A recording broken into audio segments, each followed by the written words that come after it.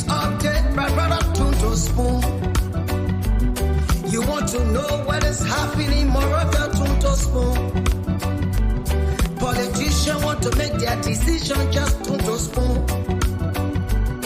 You want to know what's happening in the ministry, Tunto Spoon. Tunto Spoon. Tunto Spoon. You from Fonjema, Maryland, Tunto Spoon.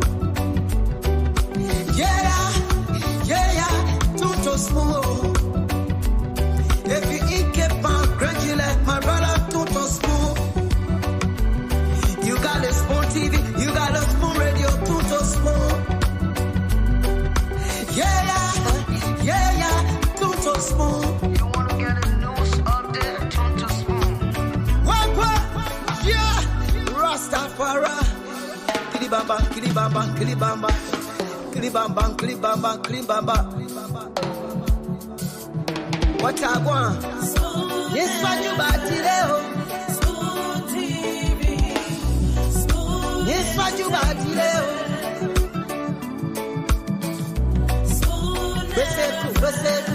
Spoon TV. Spoon. Bada. Skibidi dabado. Spoon TV. Spoon Entertainment. Kua.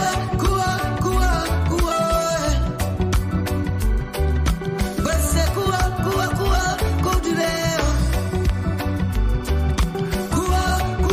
Kudileo. Tunto Spoon. To get your information. Tunto Spoon. To be part of our discussion.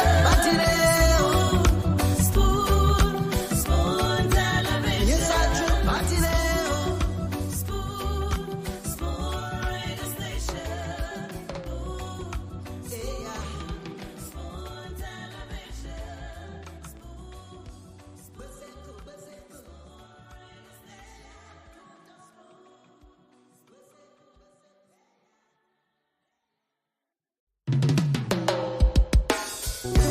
Yes, sir. A special one from the CEO, Stan coming with the spoon. And your boy, Friday the Southern Band. Charges on the beat. Tunto Spoon. To get your information. Tunto Spoon. To be part of our discussion. Spoon Television. Spoon Radio Station. Spoon gonna tell you what is happening in Liberia. Spoon gonna tell you what is happening in Moravia. Spoon gonna tell you what is happening in Africa. Just Tunto Spoon, you will know. If the children crying for starvation, just Tunto Spoon. You want to get a news update, my brother Tunto Spoon. You want to know what is happening, Moravia Tunto Spoon. Politicians want to make their decision, just Tunto Spoon. You want to know what's happening in the ministry, Tunto Spoon. Tunto Spoon. Tunto Spoon. You from Fonjema, Maryland, Tunto Spoon. Tunto Spoon. If you eat Cape Graduate, my brother Tunto Spoon. You got a Spoon TV, you got a Spoon Radio, Tunto Spoon. Tunto Spoon. You wanna get a news update, Tunto Spoon. What? Yeah, Rastafari. Kilibamba, kilibamba, kilibamba, kilibamba, kilibamba, kilibamba. What I want? Yes, what you about today? Spoon TV. Yes, what you about today?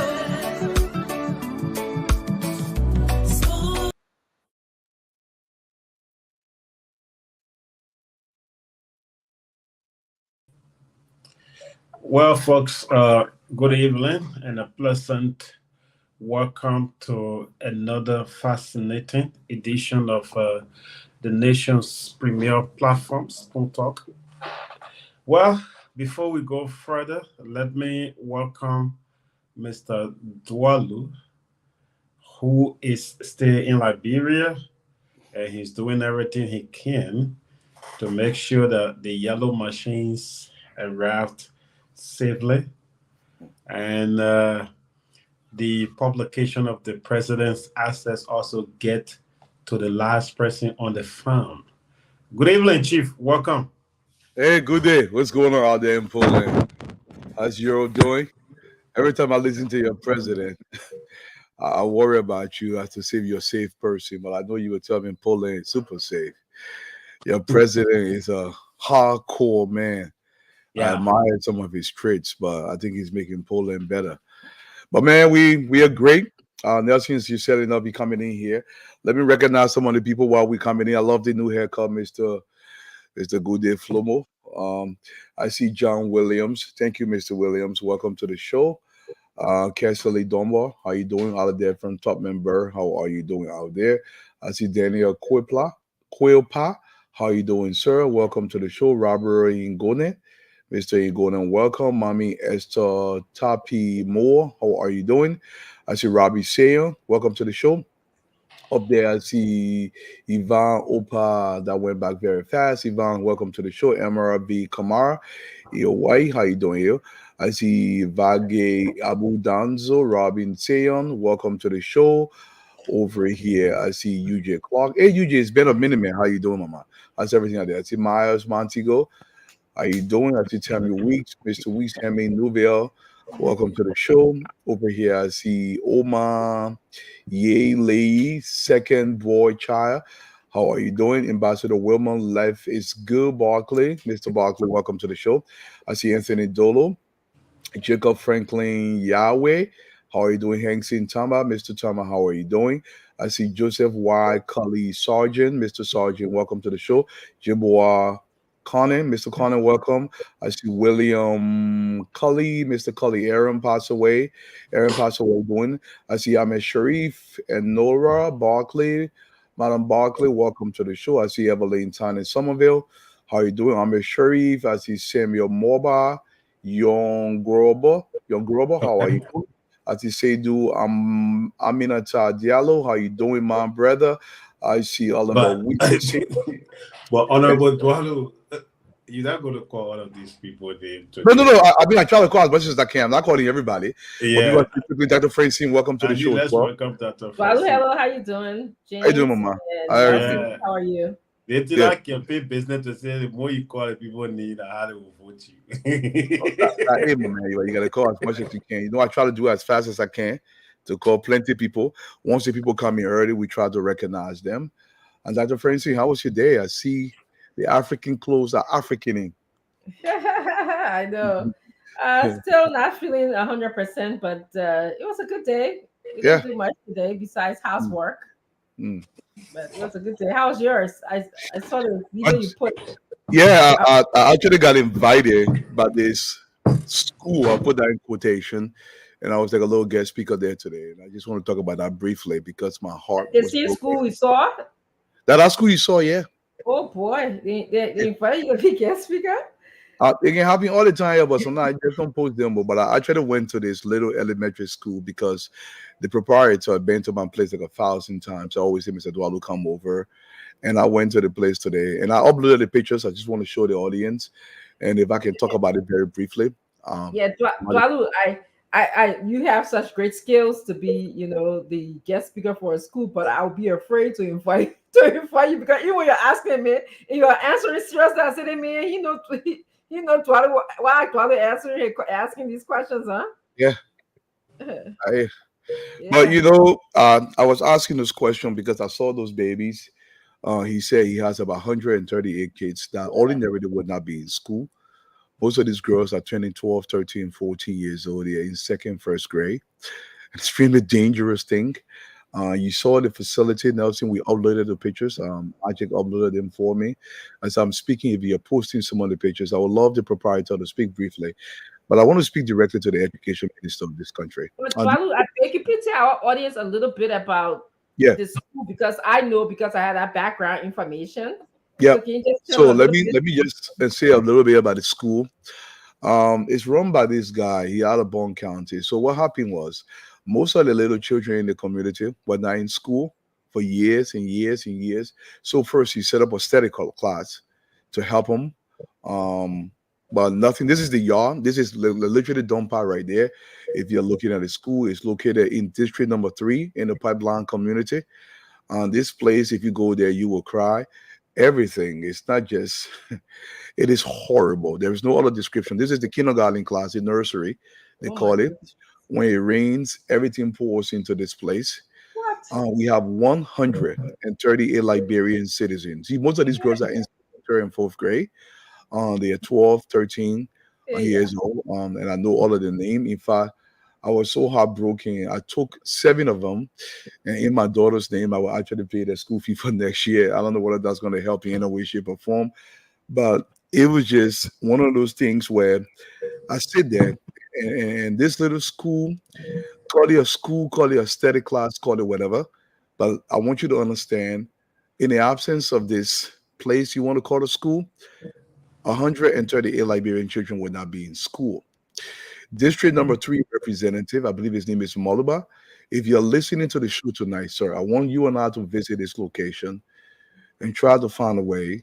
You have your oversight responsibility and advocacy that we've entrusted you with in this country to go to this place, or I don't care, matriculate them into a proper government facility, because call it a school, but we know the reality of it. Um, it's horrible, horrible conditions there. The education ministry has to do something. I, for one, I want people to understand this. We can't just allow anybody to set up school in a way that takes away. Look, the early stages, for instance, thank God she's a psychologist. The early stages of the development of the mind of a young person, it is the most crucial years of their life. From the age of literally 1 or 0 to all the way 15, that play to play over there. That Yes. play is so important. That place is so important. We have to put the maximum amount of resources to this location so we can develop children that are smarter than we are. But if you see this thing called a school, my thing is we have to find a way. If you cannot incorporate, this is where the ABC, the training are graduating that you saw in the white. I don't know if I uploaded that. Okay, those children Yes. Yes. that This they play, one. they graduated So from cute that in the the one. classroom there. This is the play our children sitting in Morovia. So I have In a Morovia. question. I have a question though, and Yeah. so you were saying that if he didn't provide the school to them, and I understand his intention, he Yeah. has good intentions, that these kids were not going to be able to probably have somewhere to be. You know, No, we have these.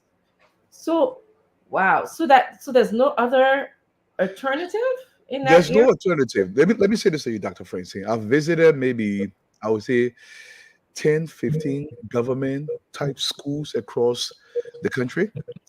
And you go to these government schools, they're so overcrowded. If you ever come, I hope I'm in the country one day with you, Dr. Francine. We're gonna hang out. And you Mm-hmm. go to these places, they're not schools. They are so overcrowded. So overcrowded because it is quote unquote free, right? But it's free of quality, okay? It's free of education. So everybody just go there. Oh, the child going to school, and the teacher they're not there, they're going to look for the daily bread.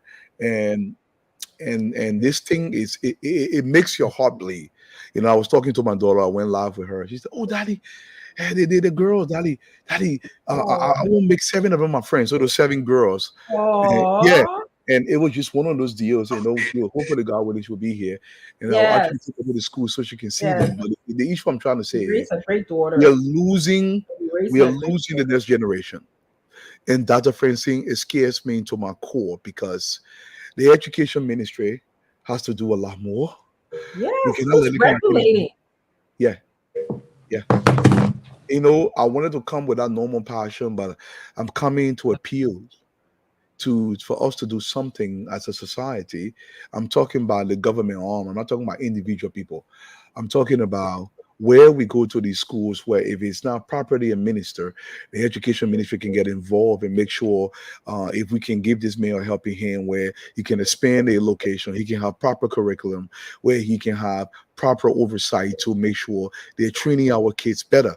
Now, the kindergarten class, they're graduating, like I said, all those 7 girls, and I have their names, and those girls, 13, 14 years of data Francine. And I want to say this, and I'm saying this to make this point. It's not to be vulgar.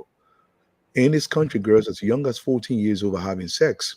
Of course, If you yes. don't capture these girls quickly, where you put them on a proper condition where they can stay in school, we are dooming this society. I I am not agree. saying this out of fear. I'm not saying this to be alarmist. I'm saying this because this is the reality we are looking at. If we are losing these women, remember now, when you educate a woman, people say, "Oh, Opa, how you gonna pay all together in school? You pay no boys, school fee?" No, I'm not looking at the boys because the girls, when they become educated, they protect the community, they protect our Mhm, society, mhm. and you have to educate these women. I'm not saying this to pander. I'm saying this because it's empirical. Truth. It's It, the truth. it is so true. And we have a lot of work to do in this country. So, to the education ministry, if you want to reach out to Spoon, you reach out to me. I want to take you there. And you see our babies. You see the babies. You can't say it's not yours because the zogorization of this country, if we allow the kids to fall by the wayside, they are going to equally affect you, Dr. Francine, whether you visit this country once or frequently. This is where we are training the next generation of Liberian. Before I give it this, I want to say this.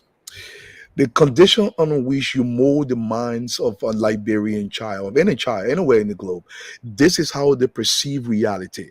This is how they value themselves and the connection they have to their society. In fact, because the conditions are so poor, they think of their society in that like the mindset become very poor. It's a danger to us all of us. And I mean this from the bottom of my heart. So the education ministry, even to the president himself, Mr. Boakai, our children are being left by the wayside. If we don't institute an aggressive policy to capture most of these young people, we increase the Zogo numbers beyond the bounds of anything we can control, given that we don't have the resources to do this. This is a school, and this school is not unique.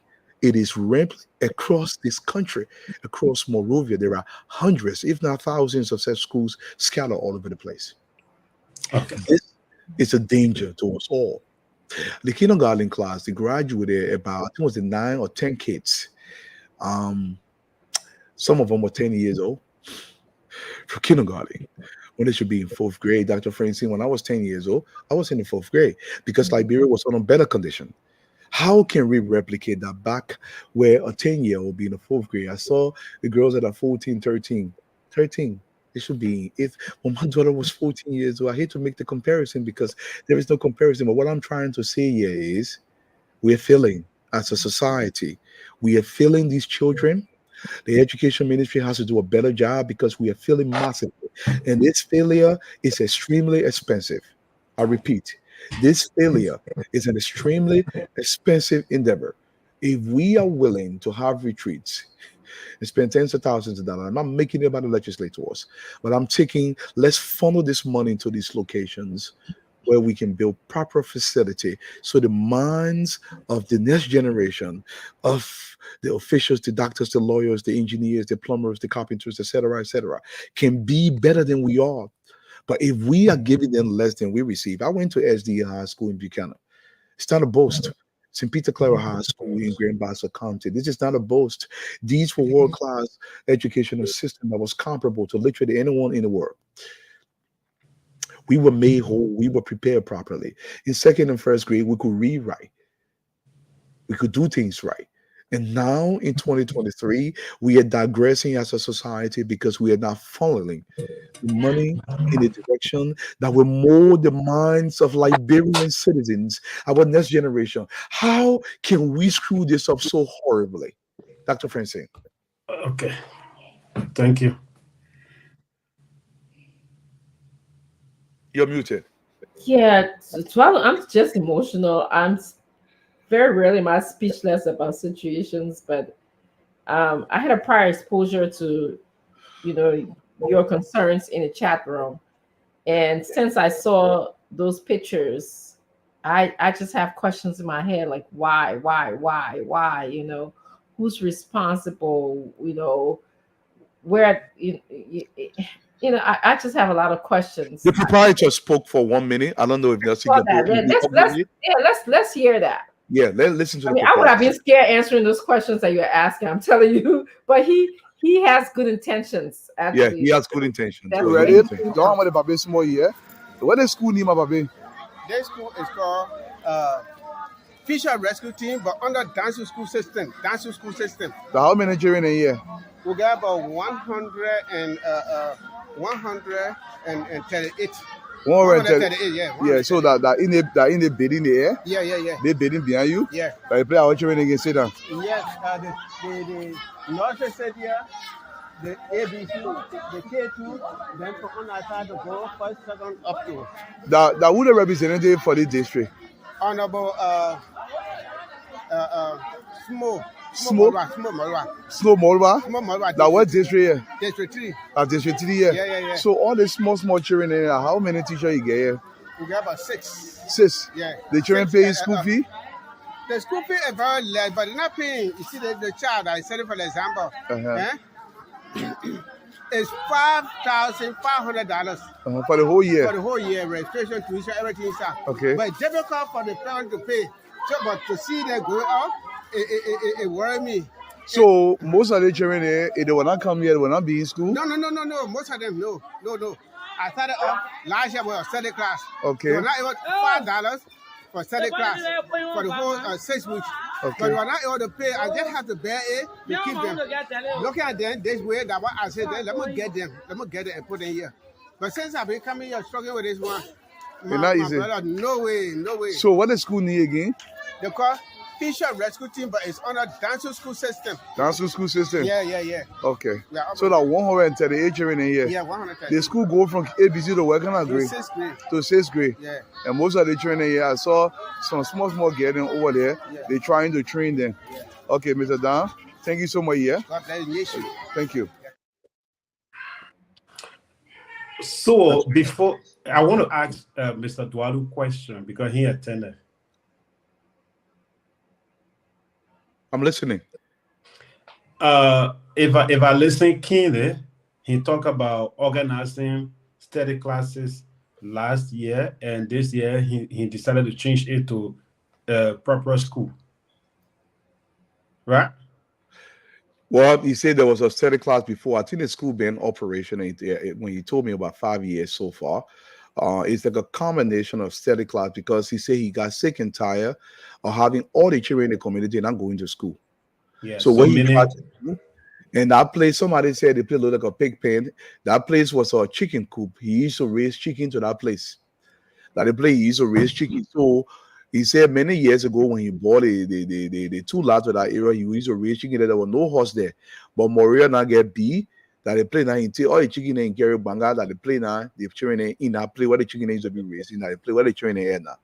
So yeah, I'm asking that question because of him transitioning very fast to school, right? He's doing a good job. We all need to contribute to educate the people, but we cannot mind the system and just rush to do things illegally or things that are not properly planned. I agree. If you look at that place, I think in the first place he should have not even started with a school from nursery straight to 6th grade.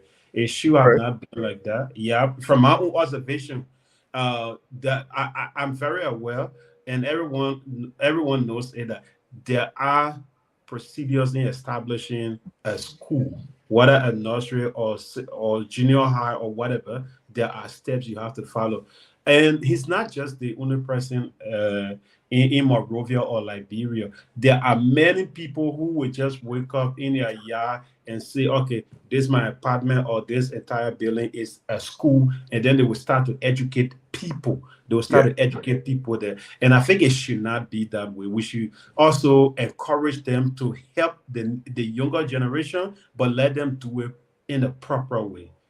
So I could not agree with you more. What you're trying to say is entirely understood, but I want you to put this into context. The children are passing around the community. The education ministry is not coming there to take them. He should not be doing that because the conditions are not conducive to educate our children. But what's the alternative? I am not suggesting. One thing is the education ministry should be a little bit more aggressive. This is their statutory responsibility. Go into this community. And somebody mentioned here, and you're right. I forgot the person's name. This is normal in Liberia, across this country. The poor quality of education. I want to say this though.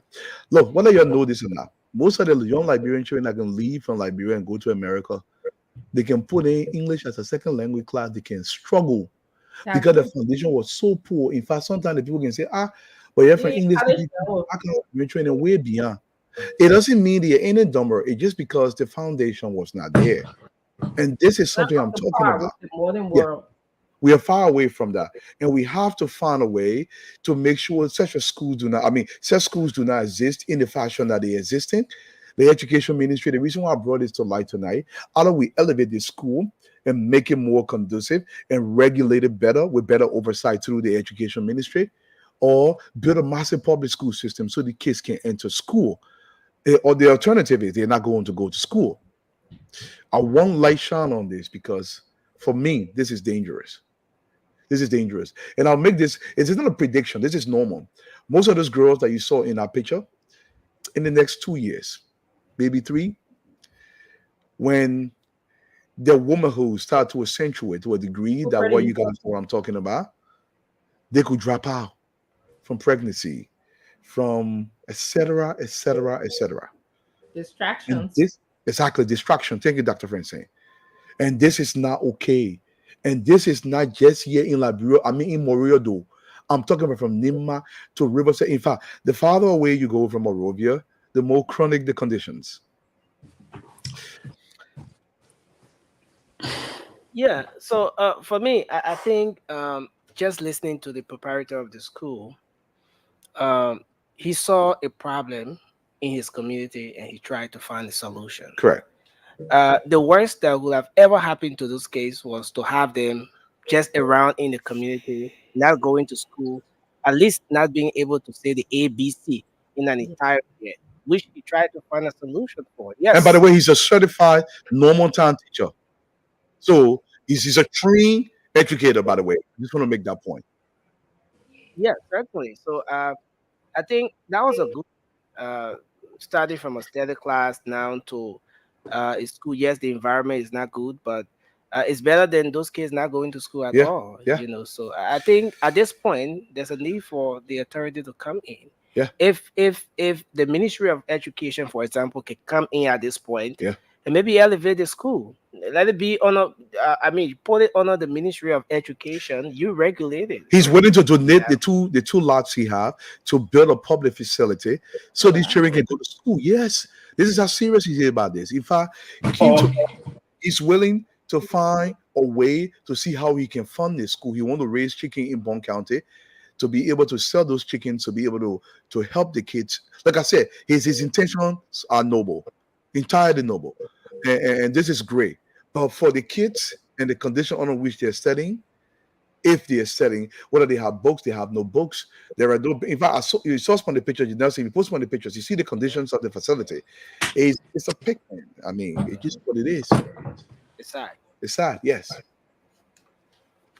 It's sad. So I was wondering, did he go through the formal process, the education process? I mean, the education ministry process. Do they have a process? I don't know. I'm just asking. No, that's why we're talking about this thing.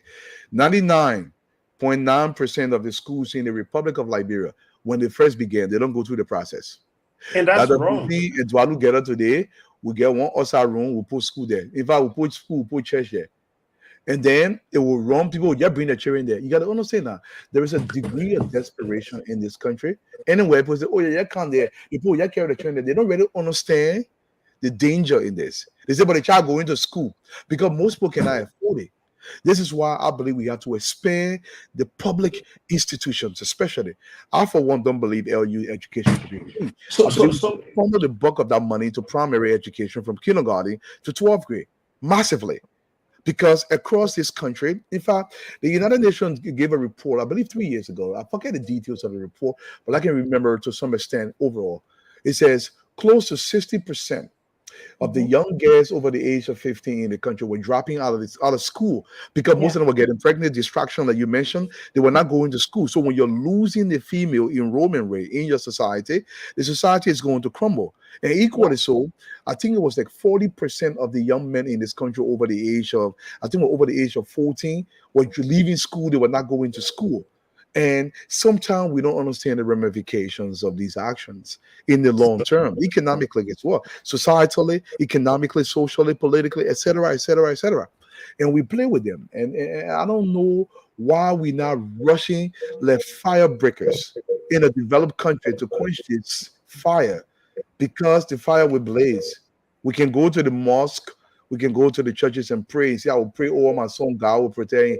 God, I'm putting here. Let me tell you that one for you. So, Mr. Mr. Dwalu, there where I was coming, right?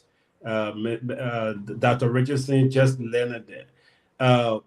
Waking up and building school in your community, not because I'm so desperate for my mother to get killed for her illness, and then I should just go and get something terrible and put myself in a situation. At the end of the day, things get better. If you see our system now, that's one of the reasons why today even people in 6th grade or people who graduate from high school, they are not able to write friendly letter, because people just woke up in their communities and built schools and started educating these people without them meeting the criteria that one has to reach before setting up a school. So the first thing we have to do, yes, we appreciate your effort. You are helping to educate people, but you are not doing it the right way. What is not done the right way is not done at all.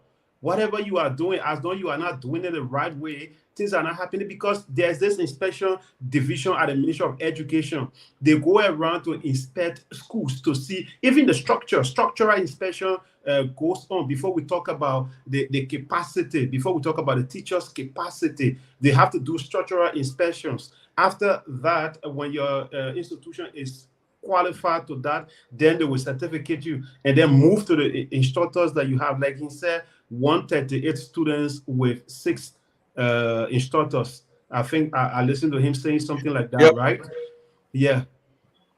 So the first thing we have to discourage these people is let them stop building schools one morning when they wake up because they want to build school. James, I'm coming. James. Education is not. I'm coming. Education is not about I want to just help. It's about doing it the right way, because you are building a generation that will take over the next generations to come. I agree 100%. And my brother James Vopawo, I hope I say your name right. I agree entirely. I'm not disagreeing with Mr. Gooday's presentation. Nobody should be building school for any reason. Nobody. School that I'm play to place. I agree, James. 100% that I'm play to place, because this is a value importance to the state. This is not a play for anybody to build. I'm not being sympathetic in a way. I brought this forward to let the public know that this is what is happening in our community. It should not be happening. The education ministry should get involved to make sure these organizations or these schools are properly regulated with the proper education. Instructional tools are available to our children. That's my argument. I am not saying, but what my brother Colette mentioned, and I also mentioned, was the alternative as it stands right now. Is the alternative should not destroy our generation. Let's forget about alternative here and talk about following the system. Alternative would destroy our daughters. So let me see this. I have a question, Dwalu. He said something about the DASO school system. What does that mean? Did you realize what is an overall school system? The DASO school system, and then he said, Brother Francine, anybody can get up and call the thing Dr. Francine Chinoway International Preparatory College. Yeah. You can call it anything you want. That's how the system is like in Liberia. That's how it is. Because in Liberia, if you attach international to your school or to your clinic or to anything you're doing, there is this connotation, and Liberians associate that with meaning it better. So people would just say Dwalu Educational Institute of Geniuses, for example. And you just put it up. Nobody verifies, nobody cares, nobody does anything. There is no regulation of any kind. So, guys, I want the schools regulated because the thing we play with are the training brain. I don't want anybody to just get inside of school. I understand, but what we're just saying is we have to make sure where the people are put in school anywhere in the country, they're not meeting the standard. And look at the school. It is not just a school. This is normal compared to what we So consider adequate across the country. there's a video. I don't know if we have the time. There's a video and from Edina, Grand Bassa County, that one of the vice presidential candidate in the just in the election did, because I think he lived in that place. Yeah. And I'm uploading it. It's just I think 1 minute video. Yeah. Where you see the kids getting in kino, they themselves pairing that kino to go on the other side just to go to school. yeah, I think I saw that video. Young around the election. as 7 years old, 6 years old, 5 years old, they're doing that. So if they're crossing Kino to go to school, imagine the structures they're sitting in. But again, it's better than those kids not learning ABC, because one way Nelson, don't encourage people to do bad. no, Let the government James, do more it's not than about encouraging people. them. Yeah. It's about So the they should system. have unity and send your child there and teach them anyhow they want to teach them, because it's better than having zero. We should beat on the government to build more schools than encouraging people to build. And I think that's where this whole thing is going. That's the angle of the discussion. Yeah. Let's hit And my brother Sue Scholar, Sue Scholar, you're right. This is not a criticism. I want the audience to know this. This is not a criticism. I'm a messenger, and we bring it to talk about it so all can know what's happening. I'm not criticizing. I'm not in favor. I am not in opposition. It is a presentation. It is impossible to please everybody that is listening. It is a presentation that we're giving so we can understand what's happening in the country. So I'm not criticizing. Certainly. So can we take some calls from Let's take the some Liberian people? Yeah. Let's get to know. Yeah. You know, this system of let it just be that it destroys it. Yeah, let it just be the people doing their best. You know? Yeah, let it just be. You know? And everyone will agree that let it just be is the alternative.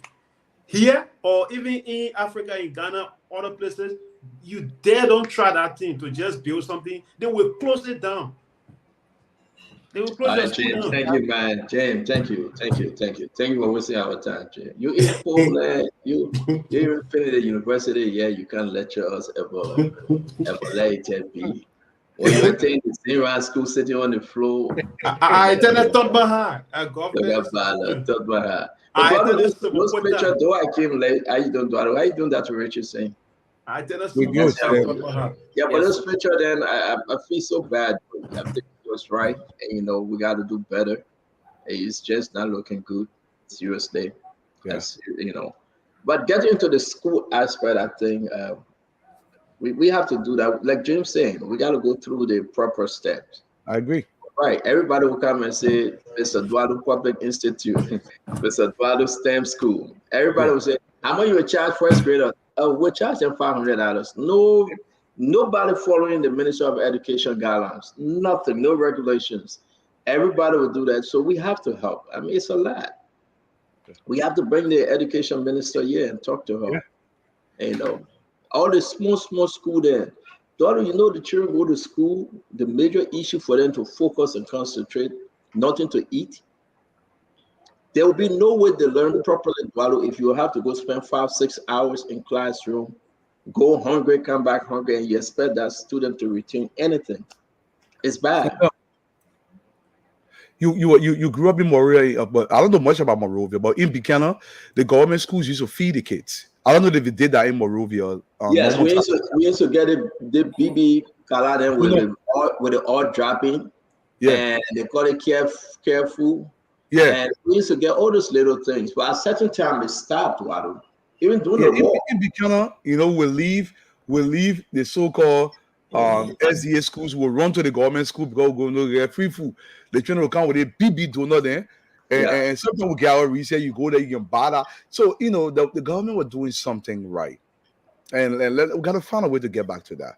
because we are losing. But also, you understand that you could see new books, up-to-date education material in the school, right? But where can you find those things right now, Eduardo? On a serious note, you could see new education material, new books, textbooks all over. When we were in German Judicial, man, they used to give you a book set. You go to school, they give you an English book, your math book here and there, you'll be super. Before school started, Eduardo, you remember? The 5 subject books. Your parents would buy all your books and buy your copy books, buy your notepad, give you pen, you fresh, your clean uniform, your clean socks, your white shirt, your navy blue pens. You put your pen right in your pocket like this. You're ready to go rock and roll, you know? And after school, guess what? You get a study class teacher coming. We had a study class teacher they call Mr. Roosevelt, you know? And your parents empower him. If you cannot do your homework and do what he will beat you, you know, corporal punishment. You can't find that anymore. Where in the place they're having after school program, Eduardo, that the children will go do homework, research, that you have internet that they will eat, and it's hard, Eduardo. It's hard. So you have to, man, it's a lot. But I think we get it. We have a major problem, Stanton, and I don't know any way to talk about it. And, you know, people will say, oh, you're talking about it. When they give you government job, you will go do this. That. Guys, so when I talk about anything in the country now, it has to do with government job. Let be frank. Yeah, but here's the problem. Sorry to interrupt you, Eduardo. Yeah. And Dr. Richardson is an educator. And I'm surprised that she took quiet on this one. But Eduardo, here's the problem. Funny. I think all the lawmakers getting schools and university in their name. Yeah. That's the problem. Yeah. If you go to a district, don't put anything, don't say it for me. This is the Spoon University. This is the Spoon College. This is the Spoon High School. No. It should be district number 1 high school. You should hire people from that district, Dr. Richardson. I agree. Teachers from the district. Yeah. District number 1 elementary school. District number 1 university. Thank you. Empower the people.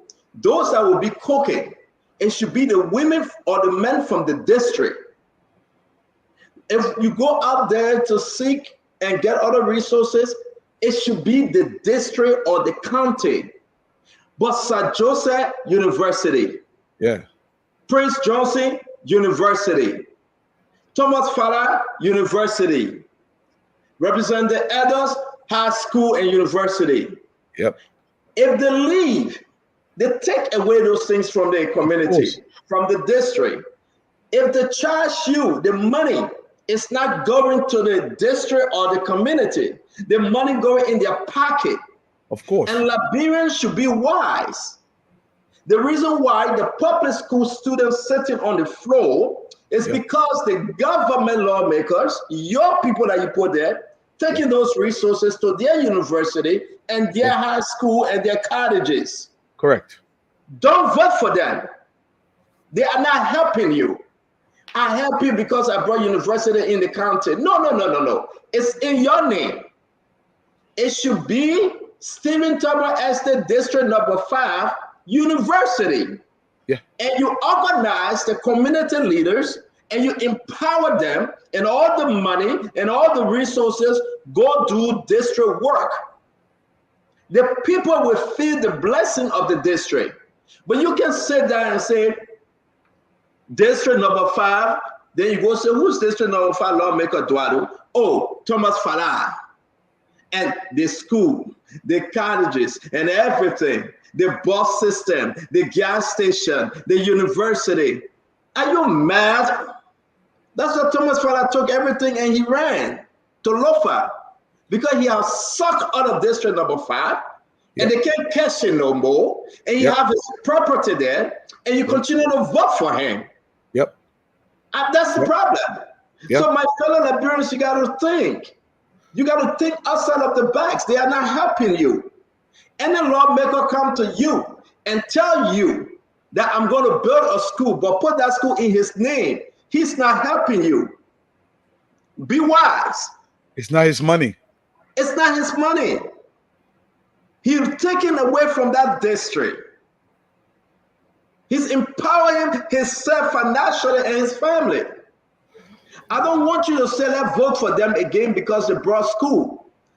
Who owns the school? Who owns the clinic? Who owns the after-school program? How much are you paying? Oh, they will pay only $175. You know that nothing. That lie. Do the math. Do you know how many times these guys came in here in America? Do you know how many times they tell folks here in America that they did it for you? And all the buses and all the school materials and all the clinic materials, they have opened their own hospital. They have opened their, come on guys, be wise. And that's the message we have to carry back to our country. If you're a lawmaker and you say the people voted for you, you go back to the people and say, I will not take my pay. I will give it to you. I will empower the community. I will empower the district. You brought 20 buses, Wadu. Give it to the community. Hire people from the community. Create a system, Dwadu, that you like to do. Create a board system. Let it be subject and answerable to the board. It's not bad to lobby, but it's bad to lobby only for yourself as a lawmaker and not for the district. Come on, Dwadu, you got to take this thing away. That's a beautiful conversation you brought. Take it away, my brother. You were mentioning what they sell to these kids. Hypothetically speaking, they charge $175. The guys are charging for sock. They started training and wear. It's very thin. It's like nylon. They sell this on $10 US for it. You got to buy it from the school. You can buy it anywhere else. They will sell them one T-shirt for $15. They will sell them PE shirt. You got to buy the copybook from them. They're making a massive market without any care whatsoever on any kind of standard that they're educating these children. Nobody checks. The education ministry that has the oversight, they don't care one bit. If they do, I mean, if those people care, they would have done a whole lot more. And but I they think that education minister, the former minister, Dr. Soni, had his own university. Of course. His deputy had his own college. And he defended it. Yep. So how do you listen, guys? It's simple. What can it work out? I like to hijack Dwadu conversation before we go into our topic today. It is frustrating to just see that my lawmaker working, my lawmaker doing it for me. Look at the man build a school. Look at the man radio station. Look at the man hospital. Look at the man clinic. Are you mad? Are you seriously speaking? Whatever you find yourself today, think for a minute. Don't do it because he's from your county. Yeah. Don't do it because he Pere or he Loma or he Crew or he Grebo or he Mende or he Bandi. No. Your children got nothing to win. They will not win. They are on the losing end. Like Dwadu said, they go to China and buy the thing 20 for $5. They come to library and sell it $10 for one. For one. And you have to buy it from them. And if you don't buy it, your child can go to school there. You will not go to school. Yeah. And folks, what is happening? We would take you guys to the river and hope you can drink by yourself. That's all we can do. With the education, it will not be business as usual. Paul Kennedy school system, STEM school. Yeah. Paul Kennedy from Washington, D.C. They children on the old. You know, he brought in 10 white people. Dwadu school. No. Dwadu chairman in Europe. They train in America. They're not even attending that school. No. Paul Kennedy, without betting nothing, he takes someone on college graduate and said, my man, what you did in school? I did bachelor. Okay, can't teach science. Yeah. Why you did in school? Oh, I did math. Okay, can't teach or say what? I mean, nothing. It's just zero. And at the end of the day, nobody vetting, nobody looking at credentials, nobody helping these people. No internet, but you're giving this child to go research. No internet, no electricity, no internet, but you are saying, oh, go do 3 pages, 5 pages research, come back and tell us exactly who made Kilimanjaro bus open. That child looking up and down, nothing. No. If you come to Liberia, I want you to go to any university, but go to LU, and you see the caliber, what we've done to our children. The Yama school, the war from Kino Gali, that they don't want to get to LU. You know, that's why I hear when people are on Facebook, they'll begin writing by. How you expect the output from this child who's been denied literally everything? Now he becomes a man. You expect him to write something properly on Facebook. This is all he knows. Criticizing that makes you look stupid. We have failed as a society. Look, you take a Wawa seller, Tifa, you put him in the legislature. This guy literally had nothing. Now he can afford to build a multi-million-dollar school. When you talk it, he will see the government money. So we should just fail as a society. Set the standard, prosecute, follow the Constitution. The law should be enforced without any hesitation, any compulsion of any kind, because the alternative is far more dangerous than the enforcement of the laws that govern this society. That's what we are doing. We are failing our children massively. We are not encouraging any kind of school that does not meet education ministry standards should be closed down because it's dangerous. But Dwalo, let me interrupt. Go ahead. You know, good evening to everyone. And this conversation is right within my alley because Stanton, you know that I went to teach at Howard before I knew that to teach at the university level, you don't need to go to Teachers Training Institute or don't need to take a teacher certificate. Here in the Washington, D.C. area, to teach in a high school, you have to go you will go to learn how to teach because it is not the same. Teaching at a university, you can get anybody with a PhD and master's degree to go teach. Yeah. But to teach from ABC, in fact, it's difficult to teach from ABC to 10th grade in America here than to go teach in a university. I can grab anybody with a degree to go teach at the university. Teaching adults, the difference is. But when you go teach, Dr. Francis, I'm telling you, I want to teach at my son's school. They put to me, sir, with your degree, you need to go back to do the whole certificate in teaching. Yes, you have to have you need to do something they call pedagogy in teaching. Yes, all that kind of big English they put to me. I said, listen, let me go back to Howard, because I don't need no pedagogy. Yes, the foundation. We lose the foundation. Dwadu, we don't have the foundation.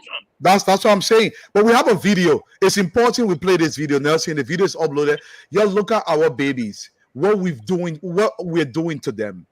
This country could possibly implode because we've not catering to the young people of this country. Look at what you're in there. Nelson, play that video. Yeah, we'll see it. Hi, ladies and gentlemen. Our baby there. I'm here at the riverside that bridge that is between Edina and who's this guy, Dwadu? I have an interesting thing for you to see here. Let me just switch the camera around so you can see what I'm talking about.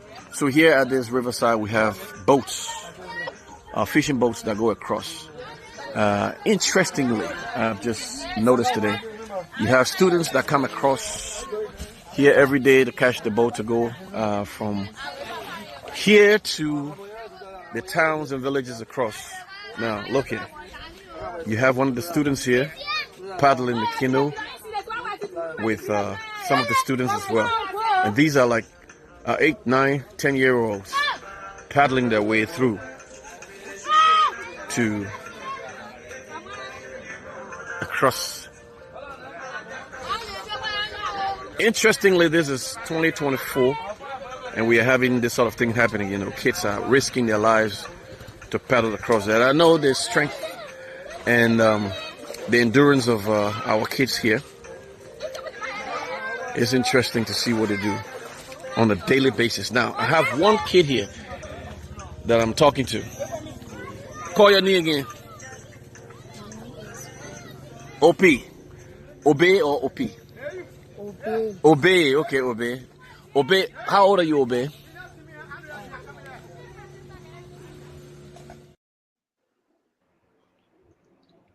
Obey, I don't know your own age.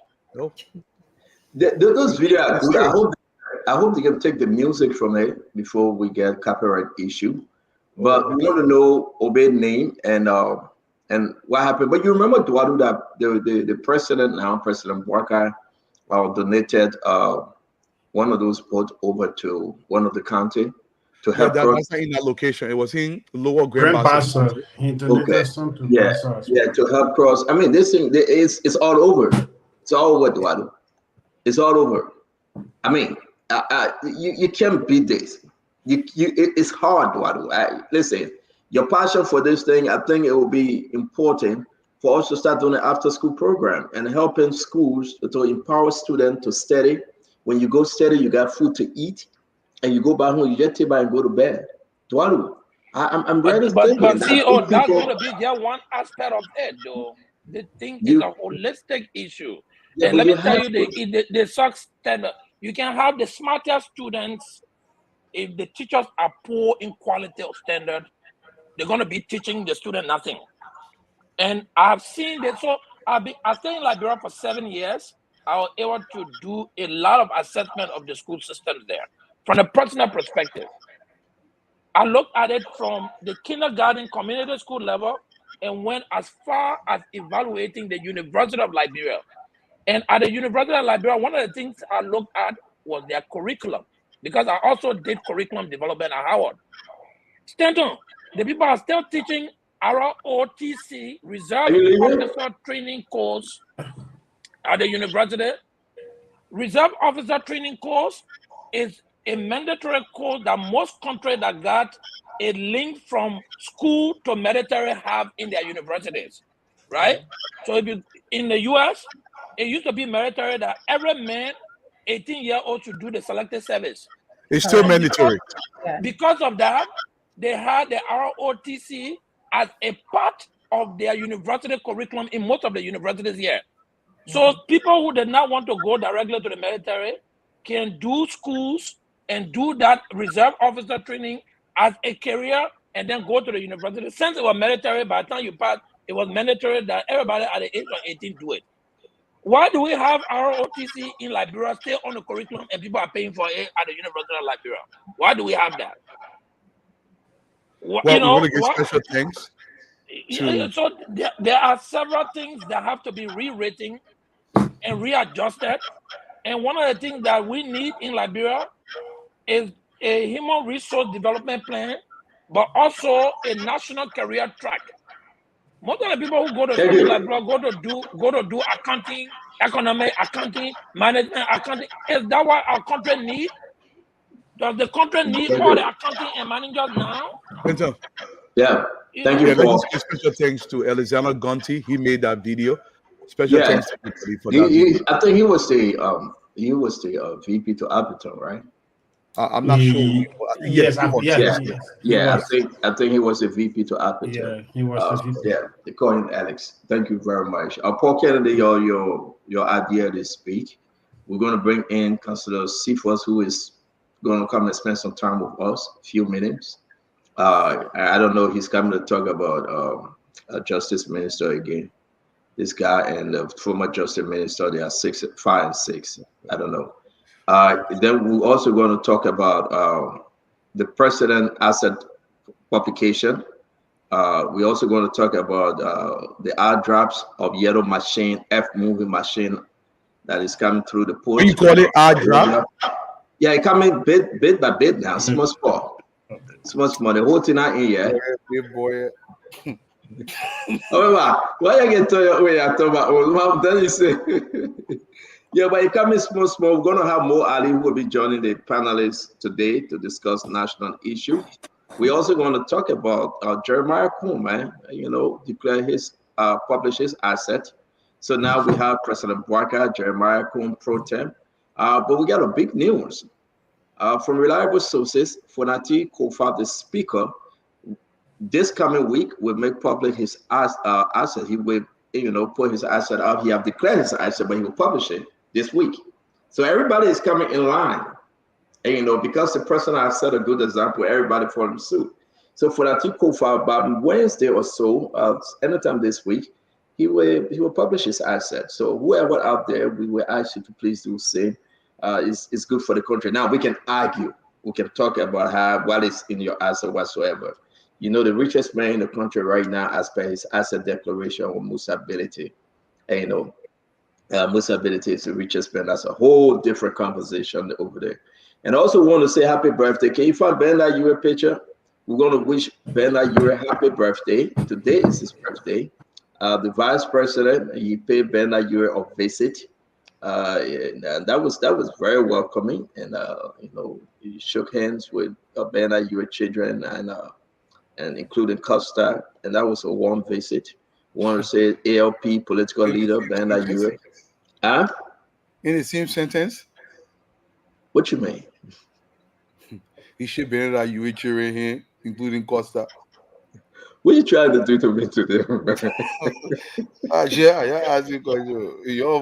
I mean, Costa. I didn't get that, Dwalu. Hey, I didn't get Dwalu that. trying to just, Over my head. I told my own I'm gone, and the man bringing me back. Dwalu, you are very smart. That thing just jumped over my head. I didn't get it. I'm gone.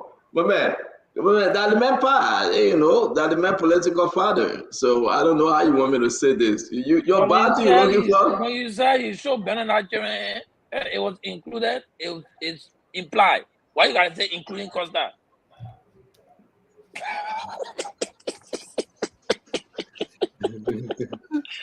You know, you can't run away. What you red-handed on the one? You didn't catch me. The folks understood exactly what I said. He shook Bernard your children's hand, including Costa. Yeah. That's the man political son. Okay, you can't beat that, but at least I'm not sick in Liberia. They may say for 3 weeks we gotta go by. I remember you start with me, I'll start with you. That's a beautiful salary. But thank you for telling all Costa in Liberia. I'm a town one of my man. Costa Bear in Liberia. Costa is a good guy. That's our man. Also, happy birthday to the People's Choice, Mr. Yuri. Happy birthday to Uncle Ben. Happy birthday to the man that shook the nation. Happy birthday. The first person I endorsed Joseph Boakai. The first person I supported Joseph Boakai. The person that was there. Let's say politics is over. Let's give him this flower. And I think it would be good. I will say this on the show. I don't care what you would say, but I will say my own. It's about time that Ben Ayure will sit one-on-one to meet the president. I think 5 months into this thing, after the dust begin to settle, it's about time Ben Ayure meet President Boakai and they sit and discuss issue. And, they are best of friends. And, Ben Ayure put everything on the line till the end. He had to switch. But again, happy birthday to this great man. Great in so many categories. He have his flaws. He have his own problem, but he's a good guy. I know exactly why we went through he and I just want to say he's a good guy. Somewhere, somehow, we want to say happy birthday to you and appreciate you, for being there for some people in Carisburg and outside of Carisburg. We want to say happy birthday. Enjoy your time with your family. Enjoy your time with your friends and have a blessed. On behalf of the network, actually, I will say this again on this great day. Ben Ayure was the main source giving us his building. He was one of the main sources out there that brought this network to where it is. So we said all the kudos to you. Enjoy your day. He will argue, will fight, he will scream, he will cry. That's him. But he got a soft heart. He got a good heart. I want to say happy birthday to you, Ben Ayure. Enjoy your day and God bless you. Thank you, Jane. Thank you very much. Happy birthday, Uncle Ben. Yeah. So, folks, you want to reach out to Uncle Ben, reach out to him. It is why it is. And we hope the time will come that he can sit down with President Boakai, the person he trusted, the person that he went all in, just, to whatsoever happens, that they can talk and iron things out. We want to welcome to the show, Councilor Simon Serenos C4. Councilor C4 is welcome to the show. Good having you again. You look all relaxed.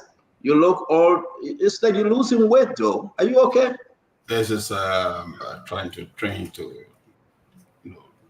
reduce my size because I was getting too heavy. So most time I have to go in the gym every morning, maybe for an hour every day. So I'm glad that at least you're telling me that I reduce. At least that's a very good news for me. Thank you very much.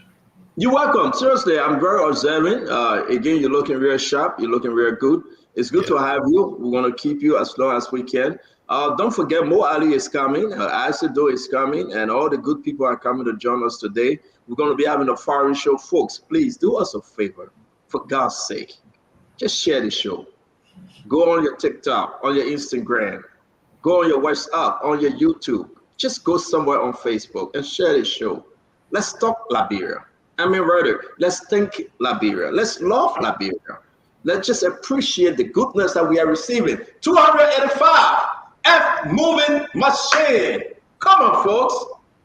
Your content going to be getting 19 of those machines. Come on. The president declares his asset and publish it. Come on. Who can pour forth? Y'all take me back to my pre-election days, man. Who can pour forth? I want to jump. I want to exercise. I want to be in jobo. Can somebody stop me?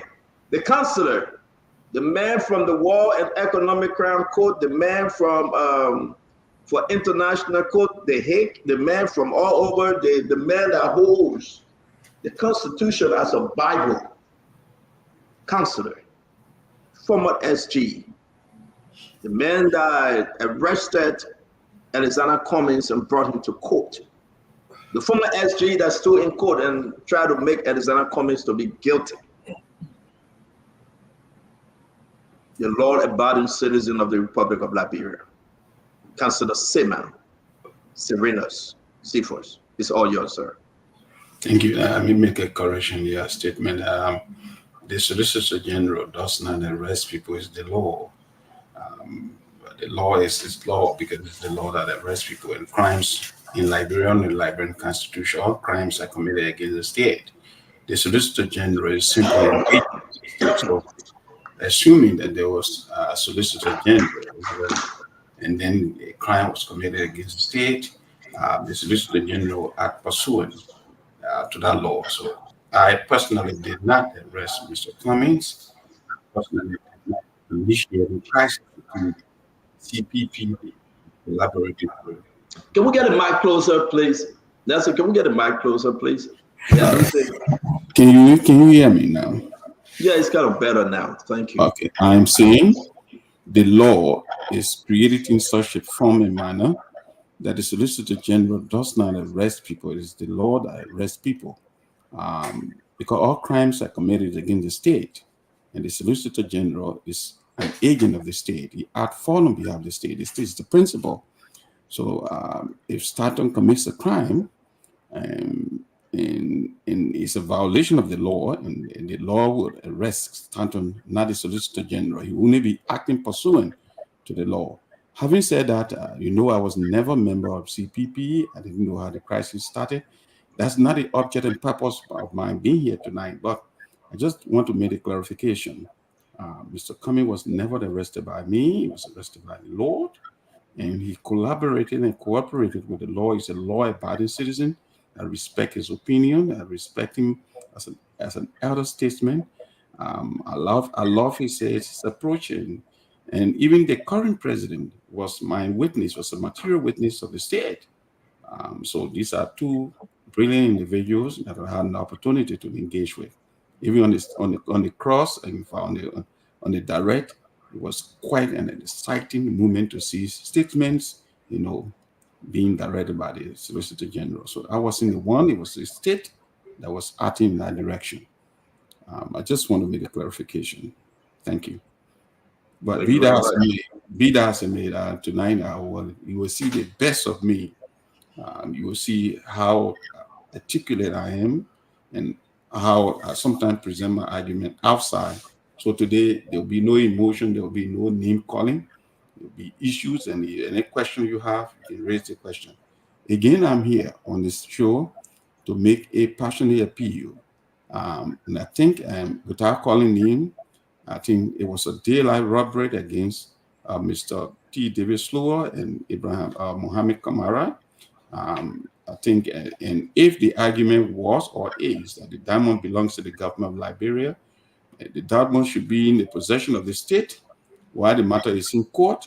And if it was sold, how much of that amount of money that was deposited into the national revenue, and where are the funds, who are the beneficiaries, because there are procedures in which assets that are being contested by parties can be disposed of by the court.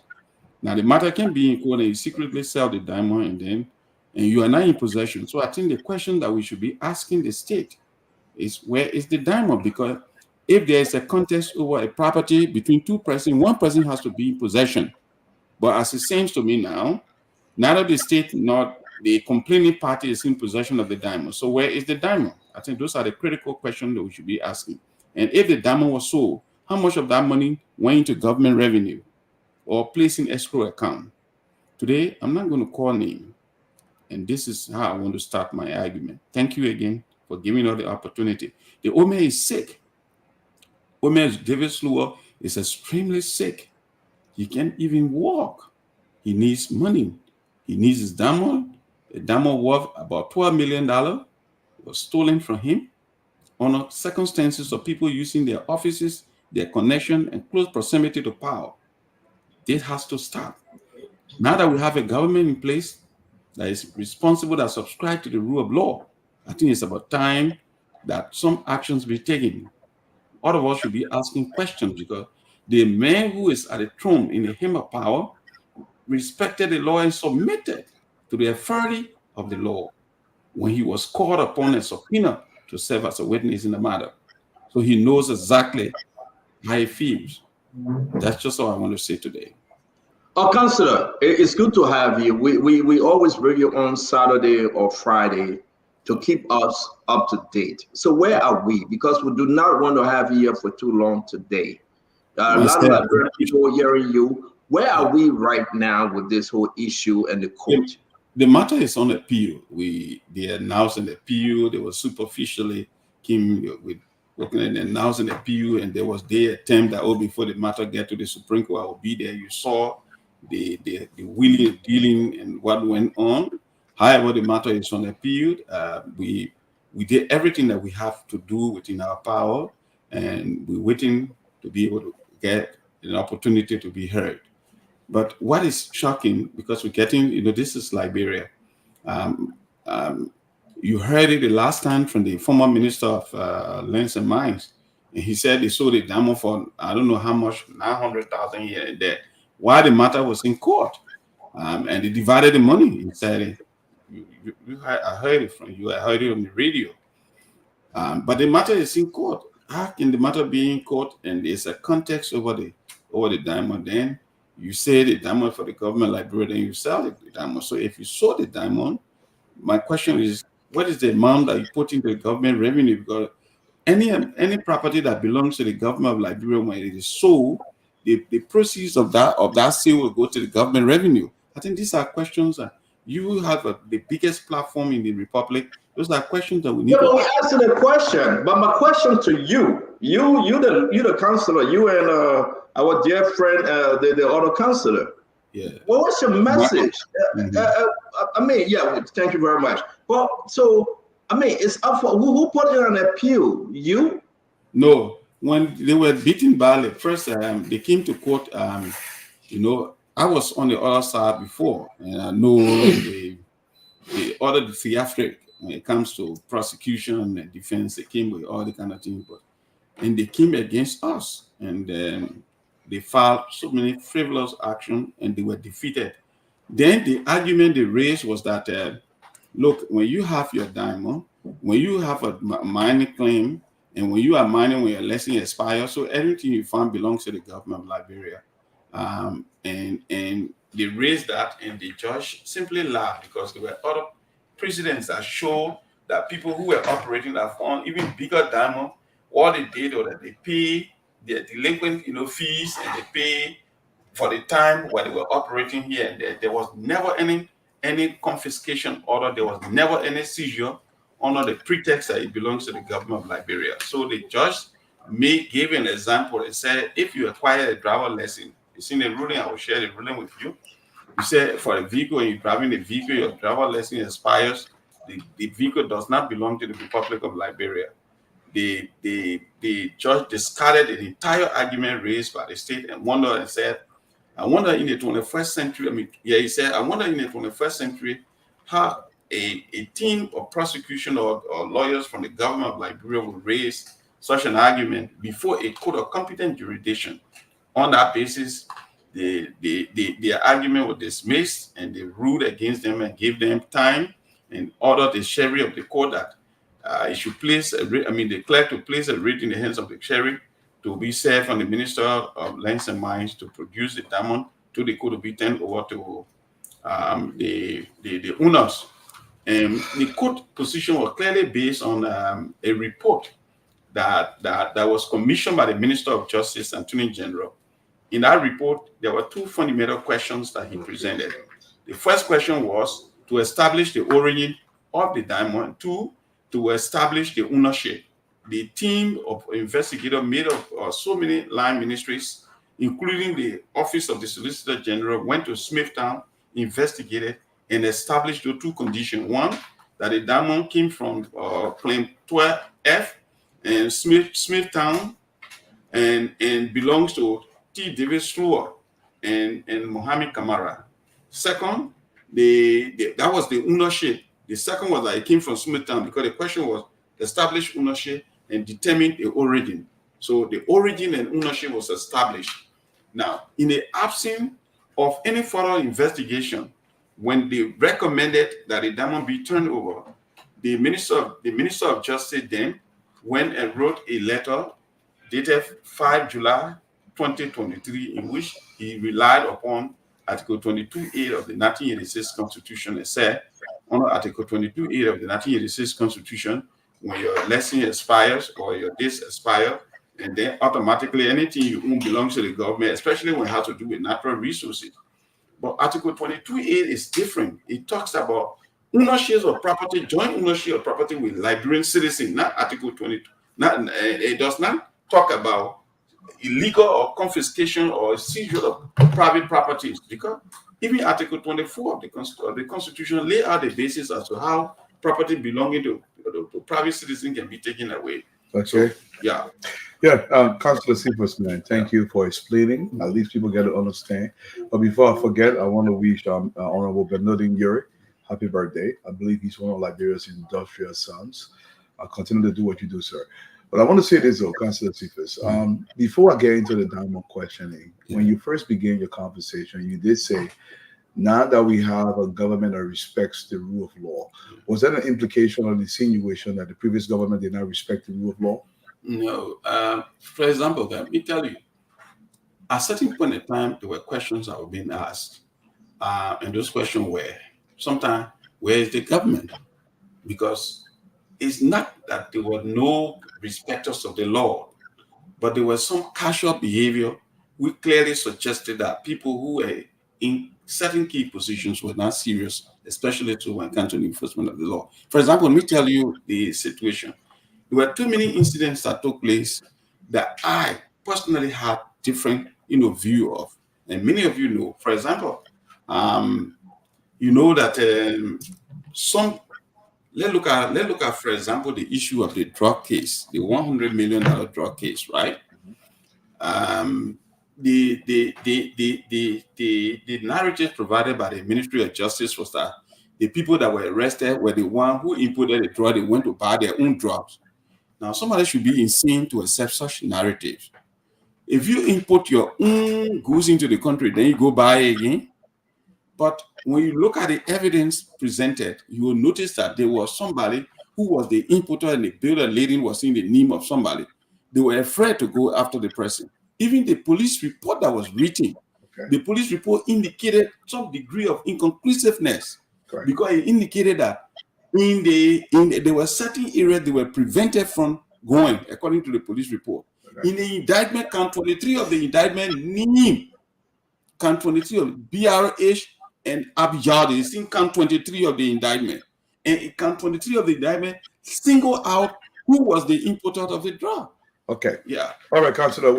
Mr. Doe, welcome to the second question. Just quickly. Mr. Cephas, I'm going to be a little blunt with you, and I'm going to say this directly. Yeah. This is Liberia. Yeah. The diamond is gone. Yeah. All the humor we're trying to find to the law, nothing is going to work. This is Liberia. Nothing works. The rule does not apply. You were told you get tired. What's the essence? Listen to this. I'm a respecter of the law. And for example, I believe in defending that. That's the crux of my education. I had a little criticism, for example, for Dr. Richardson. Every time I listen to her, she's smart, talk about students here and there. So I said, she's a brilliant person, but she's teaching American, not Liberian. In my case, I use my education to better up the life of people and defend the helpless, those who cannot afford. We will fight. We will do everything within our power. The day we get to the Supreme Court, whatever the Supreme Court says, what it favors our interest or not, I will have to accept it because I know Clown Trap is not for Ryan. I always have that belief. Thank you. But you didn't answer the question though. The damo is gone. Everything that happened in the Liberia, nothing will come from inside. But that's what I mean, quote. I believe in the judicial system. Okay. Yeah. All right. Mr. Counselor, want to say thank you very much. Again, Dr. Richardson, you got anything to add, Dr. Richardson, before we let the counselor go? I have a question for the counselor, and I have a comment.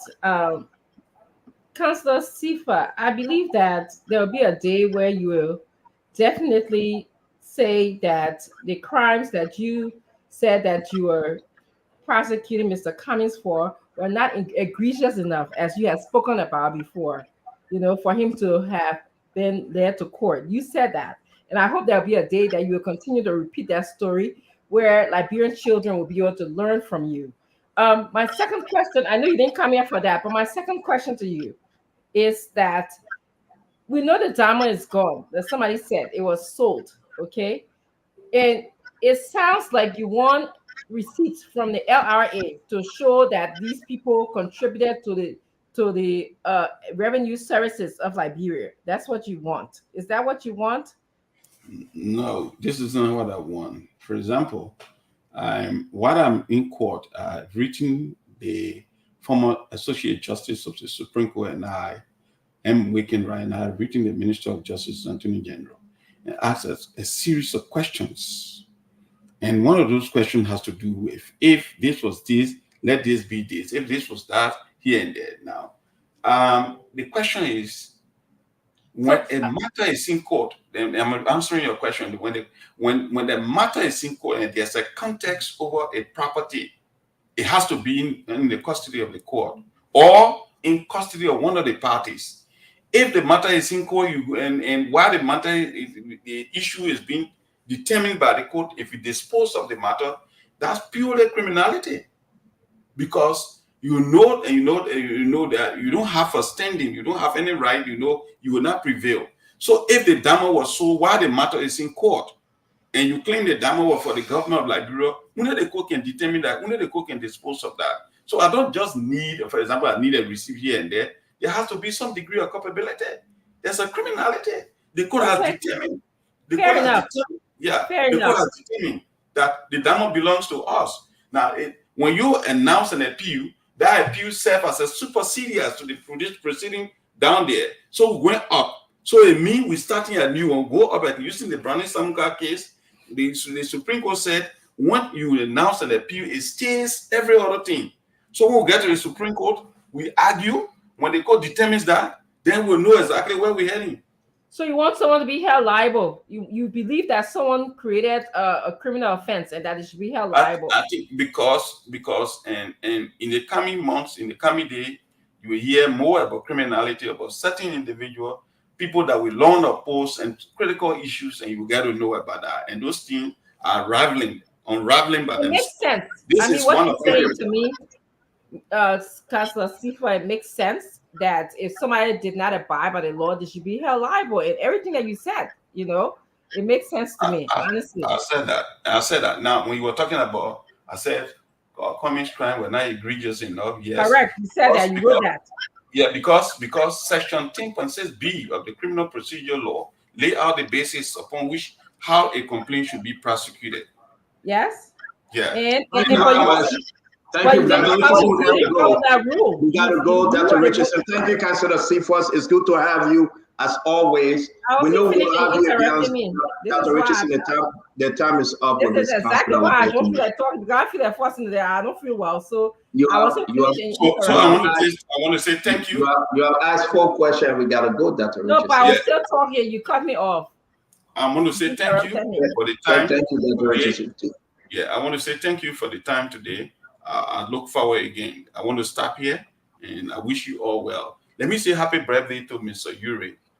He's a fatherly figure. He has always been there for me, and I know what he did during my mom's funeral and my daddy's funeral. He was there with me throughout, and even in critical times when I challenged the constitutionality of certain actions and people were trying to criminalize it, he was there for me. So I want to say happy birthday on behalf of me and my family. We'll always be friends. Somebody was trying to say, "Oh, I would differ with him." No, but certain area you don't carry your fight when he too wrote far. the letter So thank you very much. saying that. Thank you again. I look forward to being on Spoon Talk another time. Thank Bye you, sir. bye. Thank Bye you, bye. sir. Thank you. Councillor Seaman, Serena Seaforth, the councillor that eat the Constitution and the law like John 3:16. We want to say thank you very much, Councillor. We'll have you next week. Paul Kennedy, Alcedo, Dr. Francine, Chenoweth, Richardson, and Mr. Dwado and the Peoples. We want to say thank you again. To all of you that are joining us, we want to celebrate you. We want to say thank you. Let's have a great show. First thing, as we move on, is 5:27 New York time. They say America Eastern time. And that will be 9:27 Liberian time. First thing to discuss today is the continuation of the discussion from yesterday. President Joseph Yema Boakai ordered the publication of his asset. A lot of stuff going on in the chat room. I will make my case, and you can say your own. Whether you have errors, whether there's no errors, whether we can make correction, whether the owner own a cow farm, whether you own a poultry farm, whether his house worth 1 million or 2 million, you say your own. We are grateful that on a new time and a new day, that this is a President Joseph Yema Boakai promised the Liberian people that I will declare my asset and I will publish it. And he did. My fellow Liberians, don't fall for the jabs and don't fall for the talking points. If there's any correction need to be made, it will be made.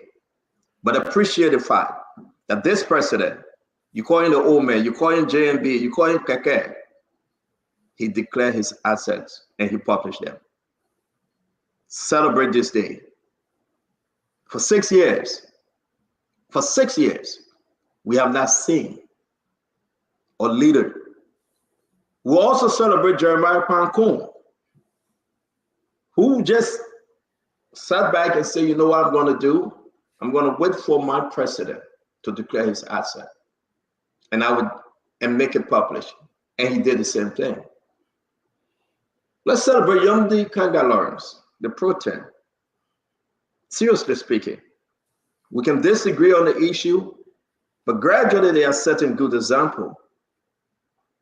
And I also want to say to every one of you that the Speaker, J. Fonanti Kofa, this coming week, sources informing us that he will make his asset published. He will publish it. Listen, it will be out there like every other individuals are doing. They are setting a good example. So you talk and get tired. But I think what was done today have gone down in the history of Liberia. And we should celebrate the president's decision. Glenny, welcome to the show. While we do this again, real quick, we show this picture, which is so historical right now. Jeremiah Pancon went to the Uri's farm, spoke with Bernard Uri, wish him happy birthday. These are some of the pictures we are getting. He met Costa. You understand the beef between Costa and Jeremiah Cohn. But they were able to shake hand and you know, talk for a bit. As you can see, I mean, it was a good moment. It was a good thing. Trust me. We were there some way, somehow, and we followed the engagement. And to tell you the truth, it is what it is. This is a good time to make peace when you are celebrating your birthday. So to all those that share this picture with us, we want to say thanks to you. As you can see, a good time to celebrate Mr. Uri's birthday. Happy birthday to you, Mr. Uri. So let's get on to the asset recovery. If you want to say happy birthday to Mr. Uri, it's fine. But let's dive into the conversation.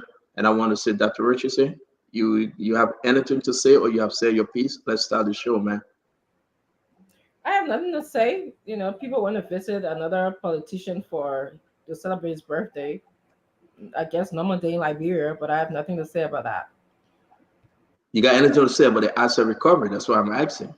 Oh, okay. I thought that's what you were talking about. Not the asset recovery, but the asset publication. President's asset recovery. I do have a few thoughts. My thoughts are not thoroughly uh cleared out yet, but I'm glad the first thing that he published his asset declaration, and I think it's a good thing. I think it's a good day for democracy in Liberia that uh presidents can follow his footsteps. And the reason why they are doing this is that because of corruption in our country, a lot of times people come into power, we don't know what they have, and then when we leave, they're living, large. They're living, these uh, uh, be shot life. So this is why we need to know what they came in with and what they will leave with. That's a good way for us to at least try to assess, what they have. So I think it's a good thing. Um, on the other hand, I think the paper was poorly done. The asset recovery questions are not well thought out. There has no, it doesn't show any way or method of how these numbers that were put on the declaration form were evaluated, who assessed them, who confirmed them, who authenticated them. There's no way that we will know. The president can tell us that he spent $16,000 on cows. So what? That's where the president's at. The president can tell us that my house is, I don't know, I made $13,000 or whatever. So what? Nobody cares. The LSCC accepted it, published. So that's it. So that is my view about that. I wish that they could be more professional in terms of how they organize and ask the questions and how those questions are documented as well and authenticated. So that's what I have to add. Thank you very much, Dr. Richardson. Mr. Duadu? Yeah, Stanton. I want people to get out of their feelings. This is about law in Liberia. I don't care who it applies to. And I want Judicial to be completely quiet because they did not have any goals to tell the previous administration to publish their asset. They ran around this thing for hours. But I want to say this to my president directly. The code of conduct is very clear, Mr. President. Your asset should have been declared before you took office. If you didn't want to publish it, you can claim you don't want to publish it as well. But you have to understand, and I want to say this, Stanton. Asset declaration, it is something you do on oath. It's not something that is subject to revision. If you claim that this is what you declare in your asset, it must be true. And the LTC has to verify this. We cannot be talking about getting Liberia right, and then we meandering our way around things to make it appear as though we are doing something when we are not doing them fully. Mr. President, the reason why I look to you so uprightly is because I want you to set a standard in this country that guards the governmental space. I don't believe you did your asset declaration right. People may get all hung up on this thing, but he did not do it right. Because here's the thing of fear. Now, in the opposition currently, or citizens will say, but the president lying, why waited this long? Anything important, document now, he not take the money, he not put it on your money, and they will have a justifiable reason for saying that because it was not declared before you took office. This is a problem. When we don't do things right, in many instances, people will question what we've done, even if it is right. And this is where I'm coming from. Honorable Bwaka's asset now is going to be questioned, whether they made public. And now people will say, oh, don't talk about it, don't do this. If we must make this country right, we cannot have a sacred cow. It must be right under our constitution in all spheres. That's how I see this thing. Stanton. Can I ask you a question? And we are free to engage one another. So let me start with you, Mr. Duadu. What are some of the errors on the asset of President Bwaka? I'm not saying there's an error. What I'm saying is this. I want you to understand that whether there is an error or not, the LECC has to verify to determine whether there is an error. The LECC has a job to do. But from time immemorial, what the LECC has done, when anytime Stanton Weatherspoon declares his asset, they take it as face value. This is not how it's supposed to be done. If Mr. Paul Kennedy declares that he owns one wheelbarrow, it has to be verified and certified by the LECC to determine the legitimacy of what has been declared. This is their job. The public does not have the tool to do this. So every other minister that will come out now and declare their asset, can we verify this and say, okay, Honorable Bwakai, thanks for declaring your asset. Thanks for making it public. Look, this, I think right now, I say don't know this. I think we've been going into this new administration, 140 days now? I say, if you can help me better. Yeah, about. So this is a long time for the president. It's according to the code of conduct. It should be declared before you enter the government bidding. That is the law. And I will have but I'm kind of confused, Eduardo. You still didn't answer my question. And you said that, well, Mr. Barker, we got to set an example. You gave a very, very unique speech here. Is there any problem? I'm not talking about LDCC. I don't know what the problem is. Okay, go ahead. Thank you. Because I know in the chat room, a lot of people going crazy in our chat room. I have over 25 professionals. If you don't know there's a problem, why are you bringing it up? LDCC situation can be different. If someone declared an asset and LDCC just downplay, we can talk about that. But I am talking about President Joseph Yema Bwaka. I said that was public. Is that a problem? Are you seeing any problem? Yes, there's a problem.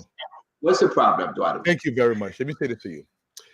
If my brother Asido tells me, say, Eduardo, I got $5 in my pocket, but you will not see the $5 until 100 and some more days, then he run to the ATM. When he come back from the ATM, then he say, listen, I have $5 in my pocket all along. I am not saying Asido is lying to me, but I would question the validity of Asido's claim. I don't want people questioning my president's claim after. Look, people say, oh, the president declared 15 days after. Look, let me tell you something. This is Liberia. The president, we did the same thing. He can declare yesterday and say, I declared 15 days ago. Whenever you leave a little bit of doubt in what you do to the people's business, people will formulate their own claims against you, whether it's right or wrong. Those are the claims I don't want to be informing against my president. And President Bwaka has left room for those claims to be formed.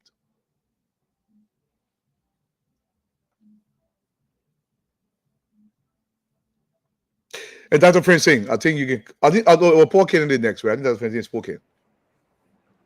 I beg you. I know, listen, Eduardo, a lot of people listen to you. I know we're going to do this to you. I beg you, Eduardo.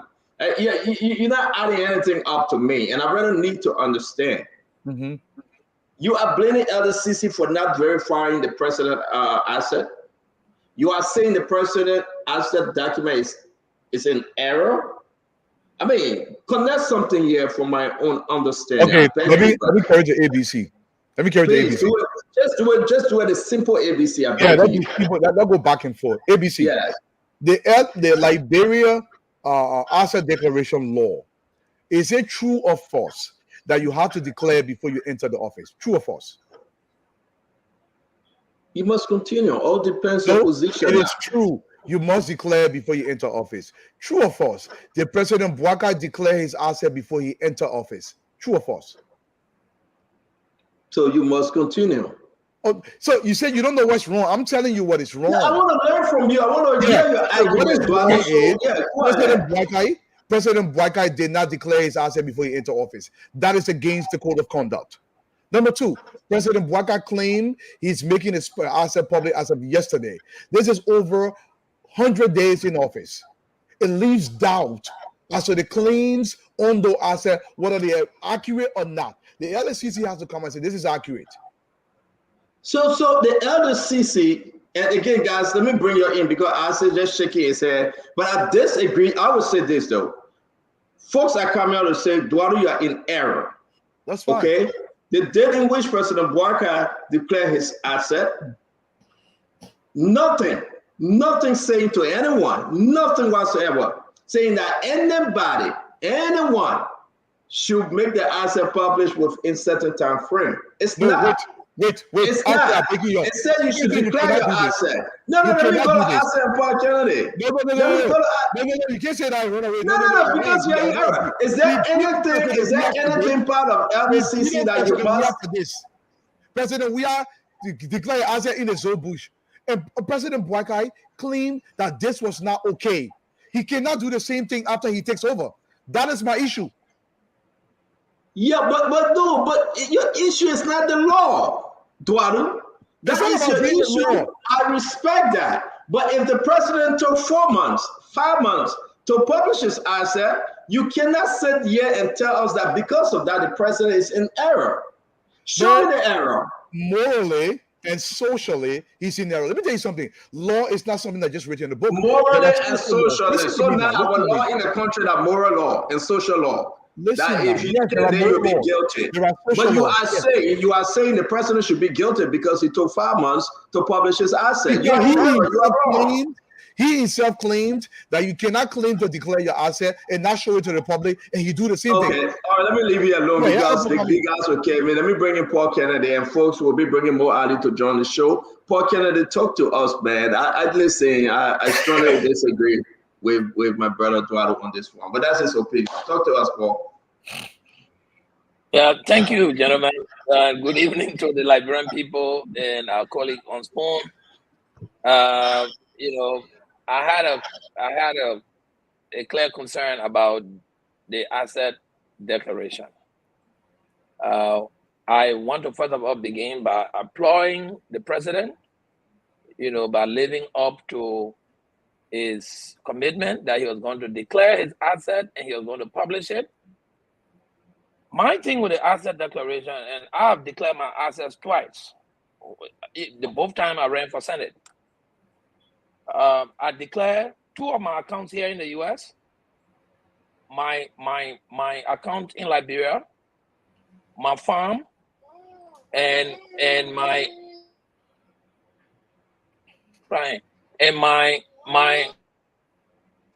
my properties, my cars, my vehicles. But what I think never happened was for anyone to call all of the declaration I made to validate or to authenticate, you know, to access its authentication to see whether it was true. In fact, the LRA compared me to give a value of a house that I told them I was still in the construction of. At the point in time, the house was only at the window level. And they said based that the house is at the window level, I had to declare the house. I put a value on it. I did my own declaration of that house. I said, well, at this point in time, I think I'll spend up to $22,000 on the house. Few months later, I completed a house that cost me almost $50,000. But on the property book, it's $22,000 that house has. Or when you go to LRA, that's what you'll find there. But meanwhile, the house is standing that is almost $52,000, $53,000, $30,000 more than what I declared. Because at the time, the house has not finished and I could not give a definite value to my house. So what I'm saying is the whole asset declaration thing is just to be able to, it's a facade for me. While I respect the people who are declaring their asset, what I'm saying is, what does asset declaration mean? It really does not mean anything. Because if you are listing a list of assets that nobody is passing behind you to even validate to see whether what you are putting on that paper is real, then this whole thing is a joke, and we should not be wasting the Liberian people time on it.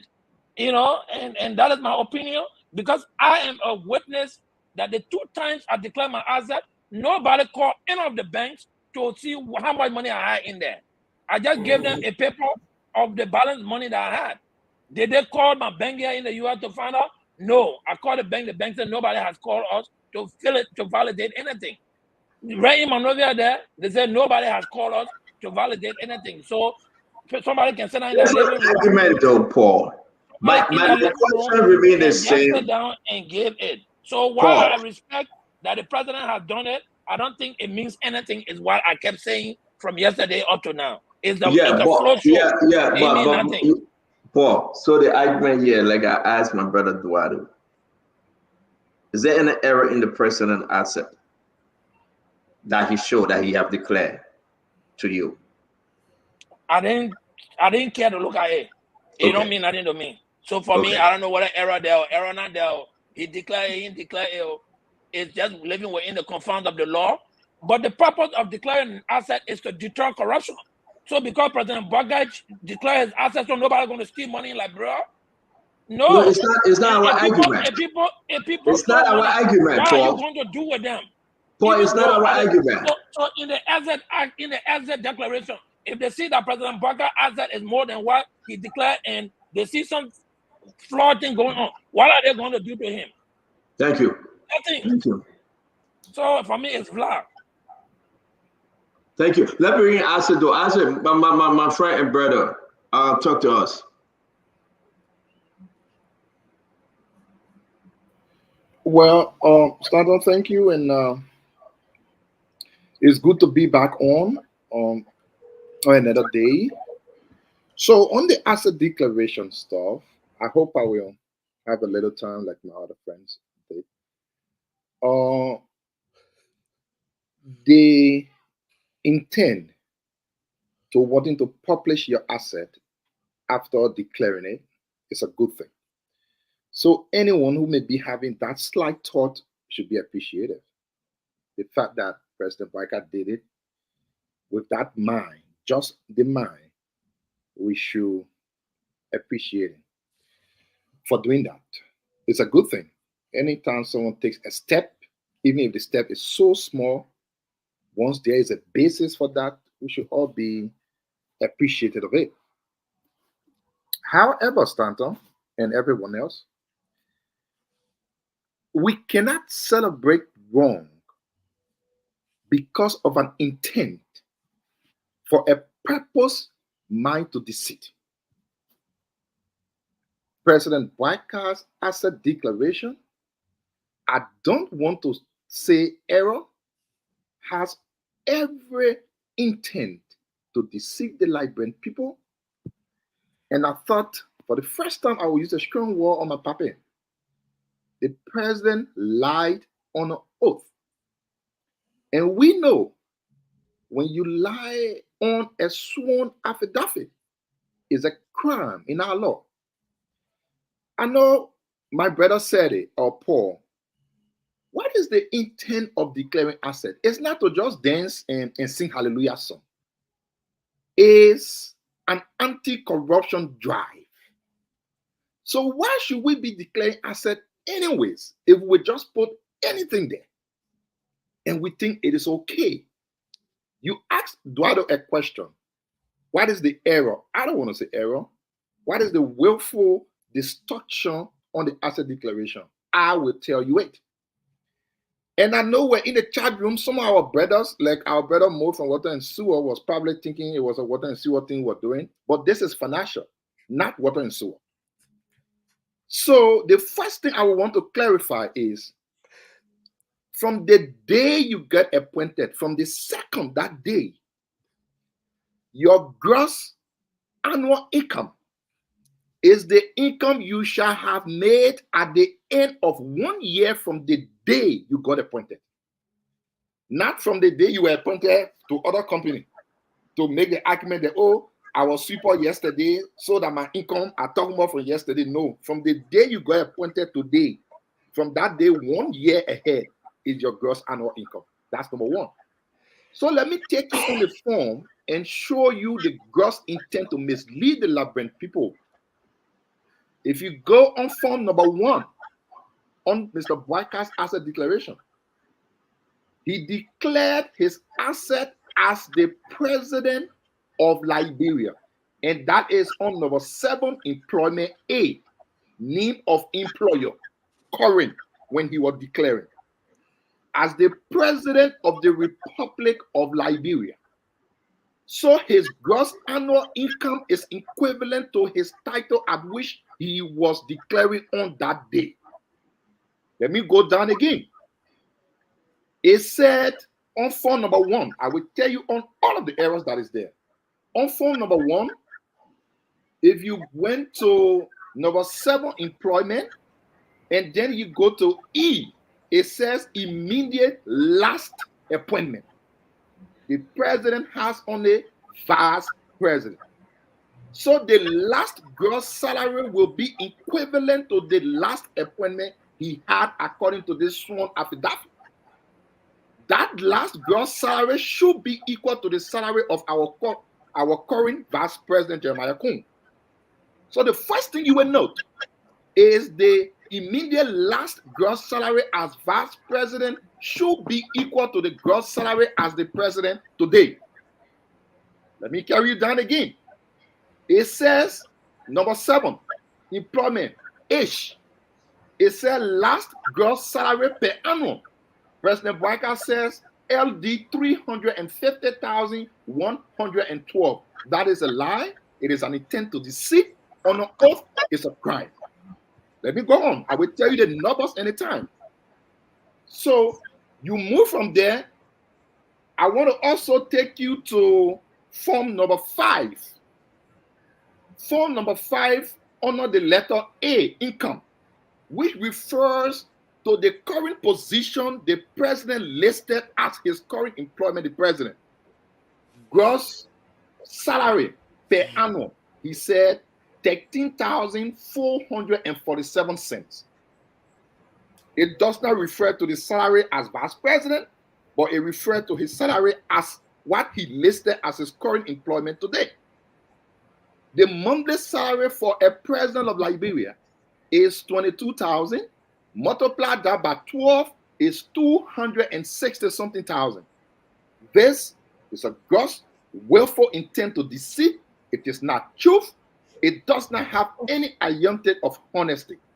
Let me take you again. If you were to go to the same form number 6, D, which is A minus D, to come up with your actual annual income, it says 43,000. If you were to take 260 and add all the other one, it would be around 300,000.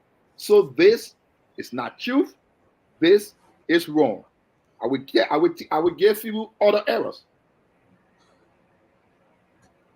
All right, so let's hold you there. Let's hold you there. We'll come back. No, let me get the last one. You were asking for errors. Let me get the last one now. Give the last one.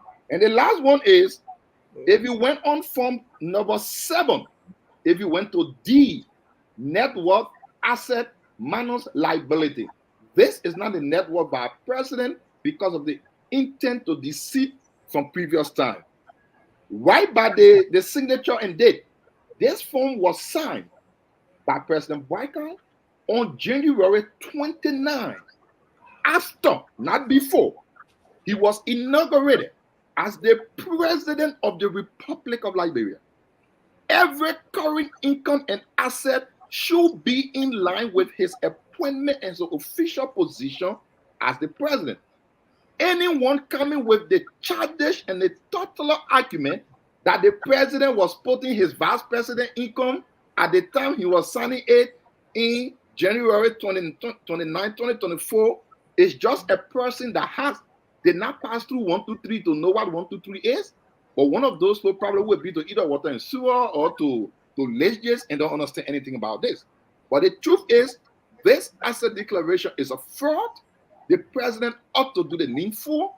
These are the things that warrant impeachment proceeding under our laws because the president lied on an oath. Now, you can go to George Weah for all you want. We are talking about this asset declaration. Thank you very much. Thank you very much. I say, folks, again, please share the show. This is the Spoon Talk. We want to say, let's be engaged in each other accordingly.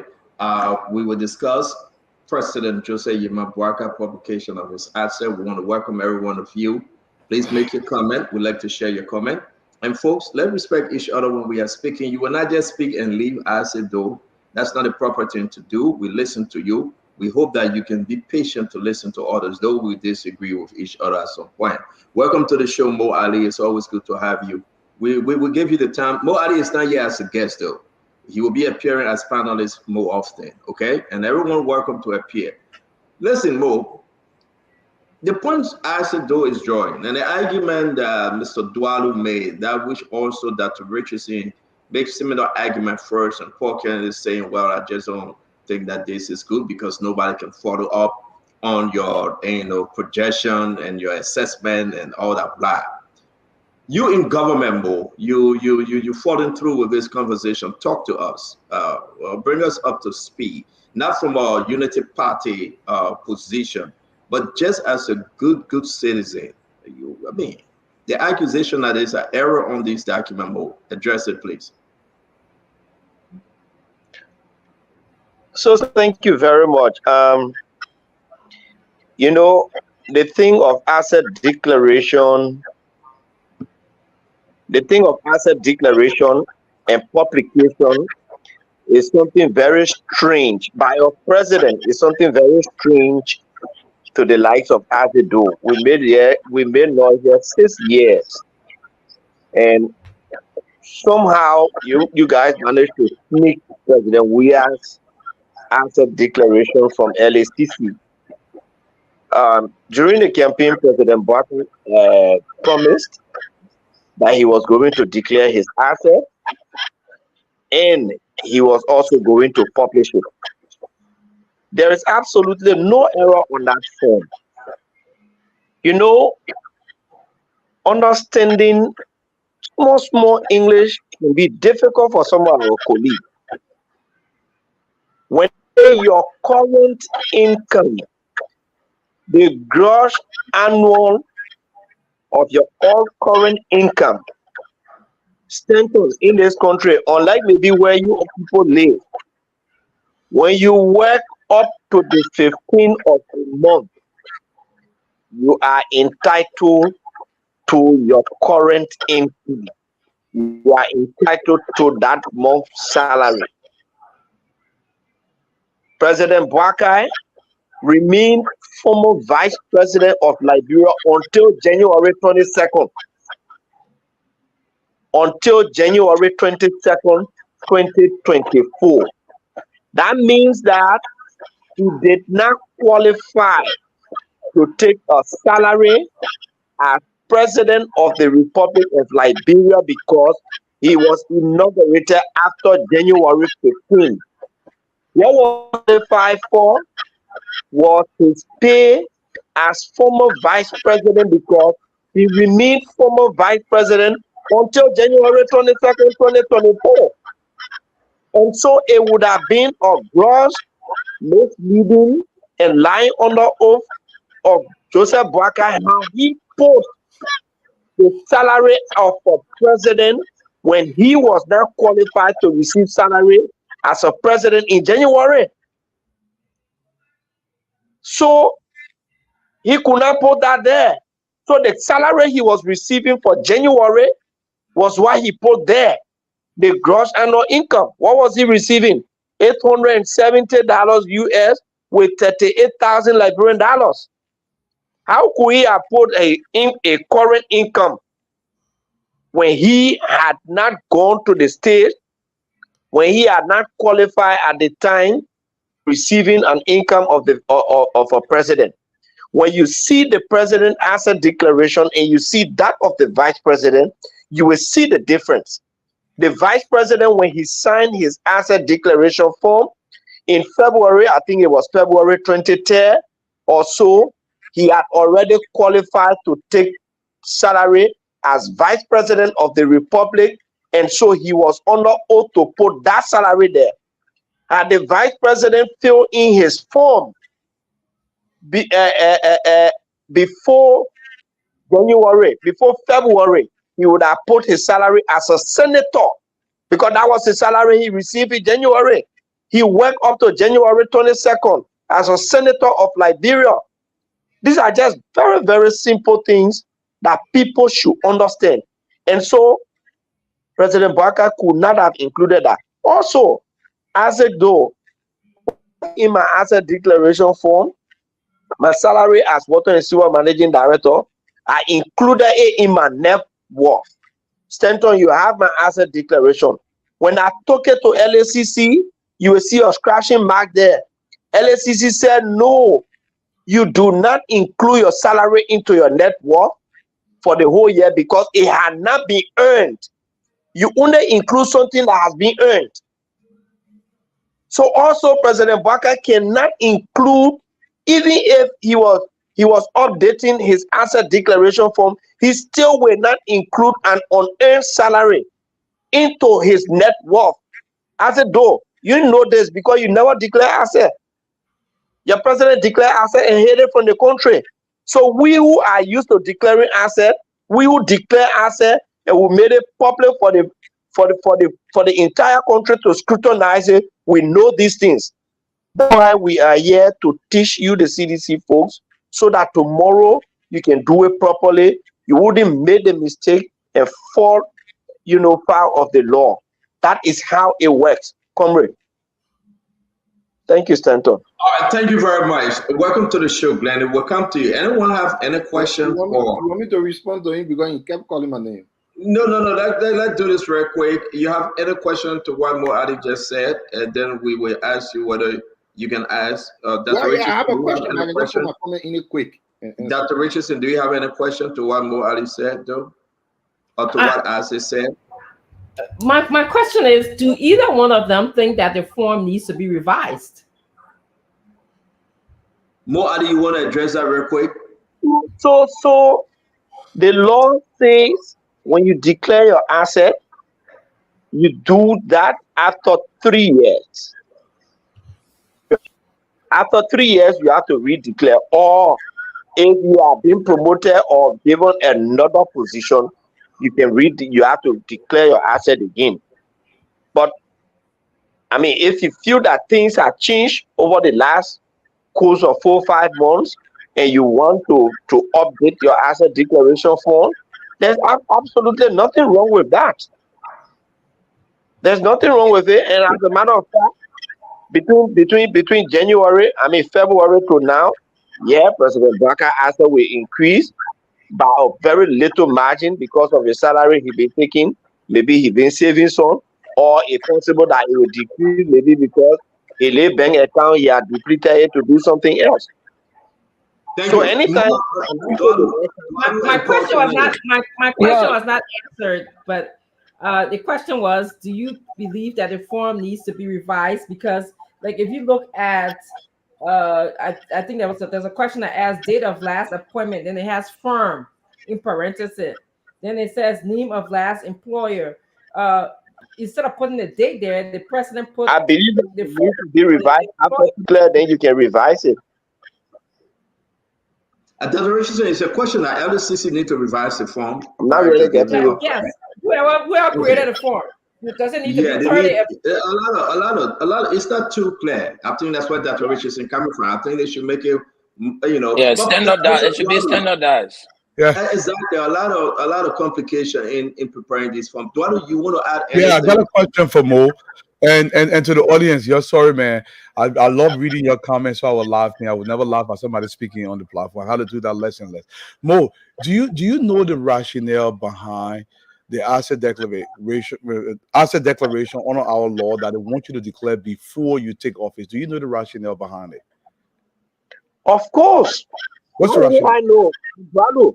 The rationale behind it is the public must know what you are coming into office with.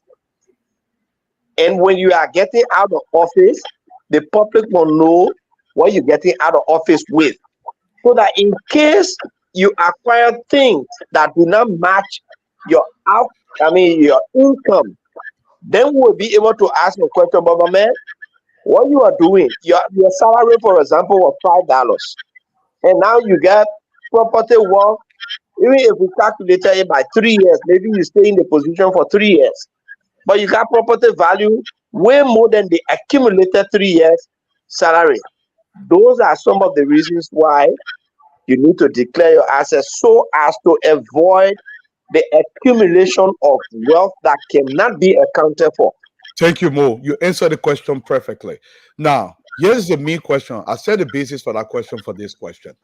Do you believe that it leaves doubt for my president, for your president, for our president, when he declares his asset, makes it public after he has served for over 100 days? Do you believe it leaves some doubt to the public? No, it doesn't. Okay. Because once I have declared asset, once you go and submit your asset declaration to the LACC, it is locked up there. And the lady you submitted to, she will make clear to you, are you sure of everything in this asset declaration form?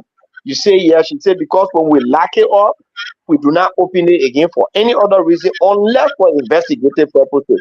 So it doesn't matter whether President Barker has published it last year or next year. What matters is when did he declare it.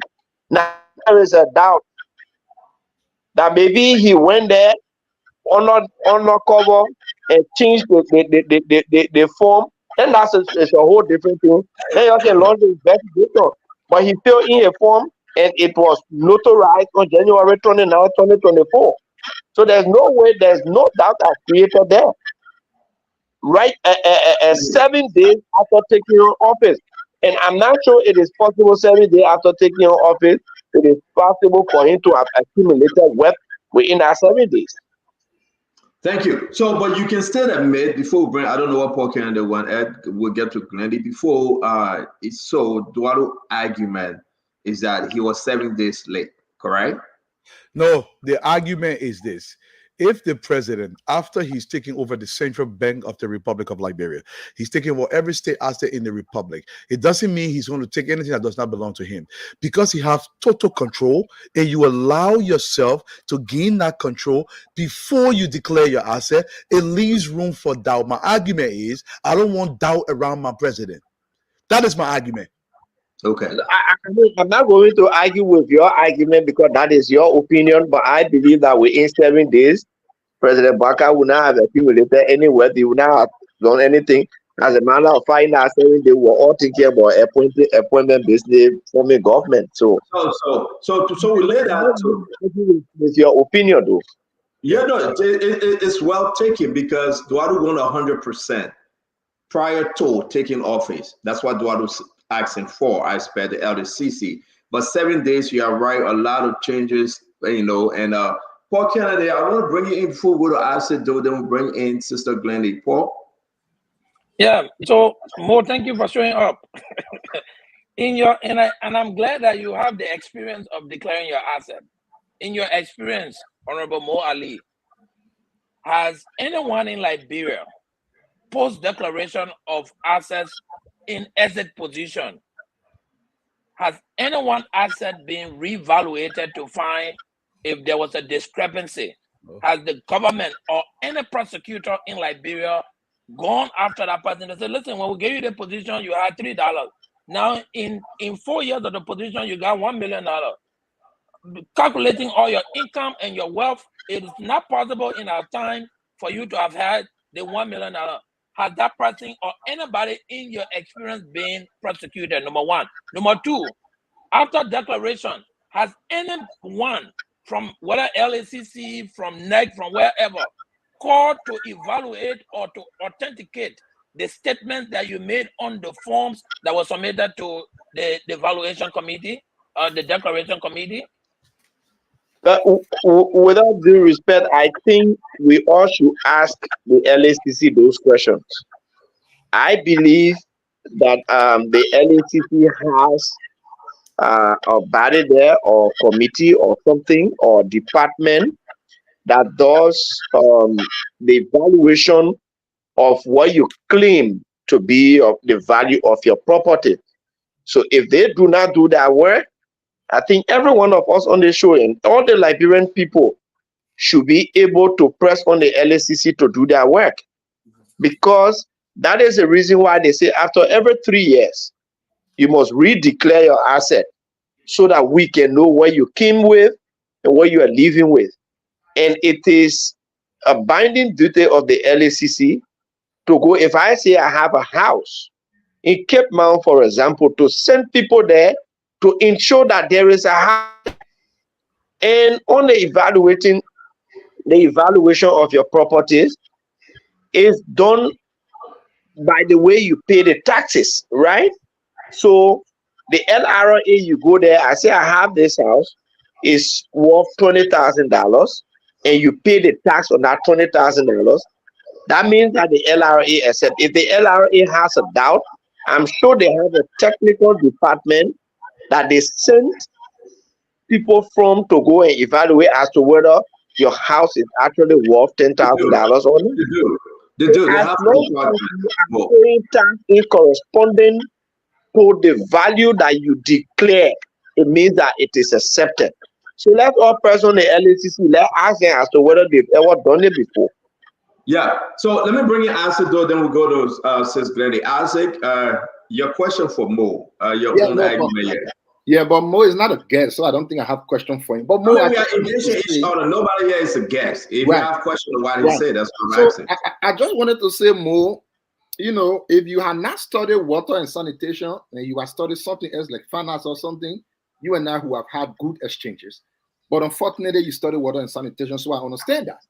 Low blow, low blow, low blow, low blow. Let me educate you on a little thing. More. No, other you can't do that no more. So because it's no, no, he didn't do budget. He didn't do budget and financial management. More will speak for himself. More Adi, they were annual in 1 year. If you are appointed November, your annual income. November? How you call it? November. Yeah, if you are appointed November, December, September, January, anything. Yes, no. You said November or November. You are one person that. This is serious. I'm trying to understand. You see, which month of the year? Which month of the year they call November? That's why I wanted to almost leave the shop, because what you're interested in is Joey, I can steal, Joe, but I can steal. Please listen. My background is finance. Again, I want to say publicly on the show. When I came to America, my first job I applied to is Ramsey County as a financial planning specialist. I got an interview apart from 500 person. Go on the internet, you will see, and that will be worth billions of dollars. I'm not. Listen, I don't talk plenty on this book thing, but there's thing. Mo Ali knows zero of what he's talking about. Your annual income is always the income you make per month multiplied by 12. Even if you are appointed in December, and your annual income is $10, it's $10 times 12. Not because, see how I appointed December, so my annual income is $10 times 1. It doesn't make no sense. Only a person that started sanitation will be saying that. So, Mo Ali, even if President Boakai had signed his asset declaration February, January, or January 23rd, his annual income is the income he will earn in a 30 months, in a 30 days for a month period. And that amount should be multiplied by 12. Even if had he gotten inaugurated in June, it would have still been times 12. Not because he said, why are you saying? Let's say you small. Please don't get mad. Please don't get mad. I really want to understand you. No, I'm not getting mad, but you can't be doing a show like a propaganda thing. Well, my whole life is propaganda. So please, it happens. It's not a propaganda thing. Wait now. Wait now. Let me ask you a question. The president took over January 22nd. His annual income will be what? 260. 200. I can do it for you, but it should be around 260,000. So he will be declaring that before the year ends. Let me finish my question. You want it? It should be based on his appointment letter. Right. Even when you get Dr. Francis, you're interrupting me. Can I ask? No, can he declare the money that he has not received? No, Paul, that's not how it works. Declare money that he never received yet. You can have your Monday income and annual income on it. It does not mean what you received. Can I beg you, let me ask my question because Paul interrupted me. Mo, can I ask? Okay, go ahead, Mo. Go ahead. Go ahead. Tenton. I didn't finish though. No. We'll come back to you, but can you allow us to ask you a question, Isaac, please? Thank you. Go ahead, Mo. Go ahead. Tenton. When you are declaring assets, right? Normally, people who have intention of stealing will inflate their assets. Normally, let me repeat, people who have intention of stealing will inflate their assets so that their net worth can be higher than what they currently have. You know the reason for that? So that when the person gets into the position and steal money and acquire property, at the end of the day, they will say, but the man already had it, or they already had that money and property. Now you tell me what interest or benefit will it be to President Boakai to honor declare his assets? Don't you think honor declaring his assets, and at the end of the day, when they come out to say, but President Boakai, you think you're not making this, don't you think it is a disadvantage to him? Mo, can you answer our question? Mo. He honor declaring his assets, and you talked about gross, and I told you the gross for the salary he was receiving was what accumulated to the 13,400 something.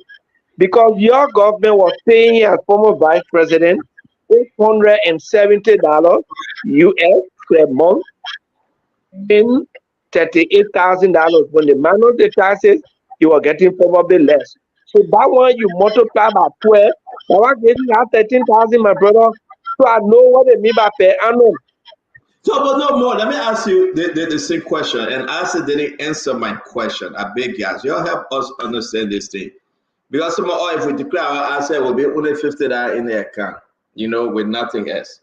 So y'all help us understand. I mean, unlike plenty here that got a lot. But more, my question to you, must you add your salary for the entire year, though you have not gotten the salary yet? Is that how it works? I stated a year before, when I declare my asset, my net worth, you have it if you can check for it. I put my annual salary there. I say, okay, this one I will earn. So when year end, this will be my net worth. When I carry it to LACC, they ask and they calculator, they look at it, they say, no, you cannot add your salary, your unearned salary to your net worth. You get it here? Suppose they tax you before the time ends. I was saying that you must add it. I said, why are you saying that? Why do you think the president should add it? Yet I never declare asset. You never be associated with people who declare asset. That's why he's confused. I said, go ahead. So again, we are not talking about me or Mo Ali. I declare my entry asset and my exit asset with lag. So let's go to the real thing. I'm not saying what Mo is saying they told him. All right, now you declare why you information. I am saying what is the right thing that is done. The way it is done is, listen, if you purchase a car for $20 last year and the car is worth $30 today, the net worth of that car is not $20 you purchased it last year. It's not my question. I see you're not helping my. You're not answering my question. I'm telling you, it is not about what Mo Ali said someone told him. No, I'm not talking about Mo Ali. I'm asking you. LCC, per the guidelines of this document, I say you are helping understand this, please. Yes, the document. JMB declared his asset. You are saying for the year 2024. He should add his monthly salary times 12 as the annual salary. He should do $50 times 12 if you're making $50 and include it on this document. Yes, 100%. Is that so? Hold on, right there. You're saying yes. Is that true, Paul Kennedy? Because you have to declare your asset. Does it work like that? So it also depends on the time of the year. When I declare my asset, I was going for election in October and I declared my asset in August. So I had to calculate my salary up to that time, right? Because I was mid-year, it was is that what the document asking for? It's not what you did. What the document asks for. So the document has to be standardized, CO. The document is not standardized. That's one of the problems. On this document, it says on the document annual. The document is asking for annual salary. Okay, let's go to it. I said, we're not to come down. We're trying to understand this. Let's go to it. I said, which one of the document? I can quiet and talk it anyway. I'm not interested in the plenty talking on things. But you're not interested in the plenty talking. You bring out the argument. You just show it a separate annual. No. If you don't want to answer, listen. If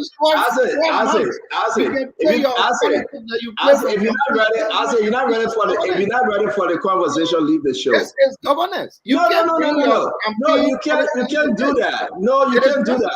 I said, wait. If you're not ready for the conversation today, leave the show. Because you can't say something and one won't hold you and you say we're talking plenty. You're not with me. I'm asking you a straight question. Where on this document you can point to validate your argument? That's what I'm asking. You just show it again. Show it. Exactly. So come down. In January, President Baka has not earned a dime at the president of Nigeria. Yeah. In August, I made a lot of money. There you go. Go on the next one. Let's get this thing easy. Yeah, go on the next one. Is this one? Yeah, this one. So income, gross salary in parentheses. Which number are you looking at? Income. Number 1, gross salary per annum. Annum means 12. Everybody here knows it. It means times 12. Gross salary in parentheses per annum. It didn't say per the time you serve. So hold on that. And that's why you don't get mad when we ask this question. But I said that you want to make policy out of this and leave the man, but nobody making policy here, man. That's why your people can buy into your argument because you put your feelings into it. I'm asking you a fair question. You talk about politics. You are here saying that income, gross salary. With this. President Baka made. No, you're not done with it. No, you're not done with it. You will not do you not put something up and run. You will not be done with this. Glenny, you have not spoken. Let me come to you with this income, gross salary per annum. What this tell you, Glenny? Is it saying give me your total salary for the year you have not worked, or give me the total salary for the year you have worked? What? Can you help me understand this, Glenny, while you come to speak? Hello, everybody. It's good to finally be able to speak. I usually don't like to do this, but I also want to say here that my first degree is in accounting. I did accounting with minor in economics at the University of Liberia. So the job that this form speaks to directly is the job that Joe Boyka had, not the president of Liberia, because he was not earning at the time. So if Joe Boyka was getting any salary per annum, if, like Paul said, if he had gotten any paycheck, then he would have been able to document that, because it would be referring to the current position he was in. What was the current position that Joe Boyka was in that he was getting paid for? That is what it should reflect.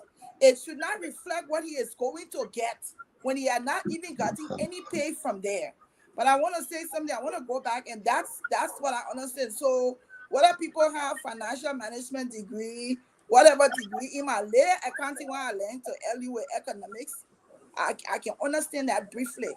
But let me just say, I'm sorry that Dwalu left. We all know that probably not any of the government officials who declare the asset declare it on time. So to keep saying that over and over is a regurgitation of something that we already know is factual. We know that Joe Boyka did not declare it on time. What's the issue? Is it the issue that he declared it late? Or is it the issue that what he has declared we have no one to validate? And second point to Dwalu is this. So the issue of validation should not be a Joe Boyka question. It should be a question to the Bureau, directly to the Bureau. The law also says, and we have to be balanced, the law also does not compel anyone to publicly declare the assets. The fact that Joseph Boyka has done it means that he set himself up for people to scrutinize it. So if Liberians have questions for it, that question should be directed to the Bureau, who is in charge of it. Now, does the Bureau, Paul was asking the question, have ever heard anybody validated? Mo can also answer that question. Mo not working with the Bureau. Paul is a well-learned Liberian. He knows the Bureau to direct that question, so he should ask them, not some more. So what I'm saying, my point here is, we see that Joseph Boyka has declared his assets. We understand that it was late in the declaration, but I am excited that this is a new day for Liberia, that we have a sitting president, declaring his assets not after office and not waiting for some news agency to go and dig deeper to find it. Those are my comments. Thank you, Glendy. Dr. Richard said, I'm going to put this up. You want to speak to this argument as though it's putting forth? Your work, your annual income prior or current? Which one is it, Dr. Richard said? Well, I believe that the form needs to be revised, because we are sitting here arguing about what is the income currently, or is it a past income? Okay, so that's what my thought is. The form needs to be revised. It's completely, just old-fashioned. Doesn't make sense in some areas. Yeah. Can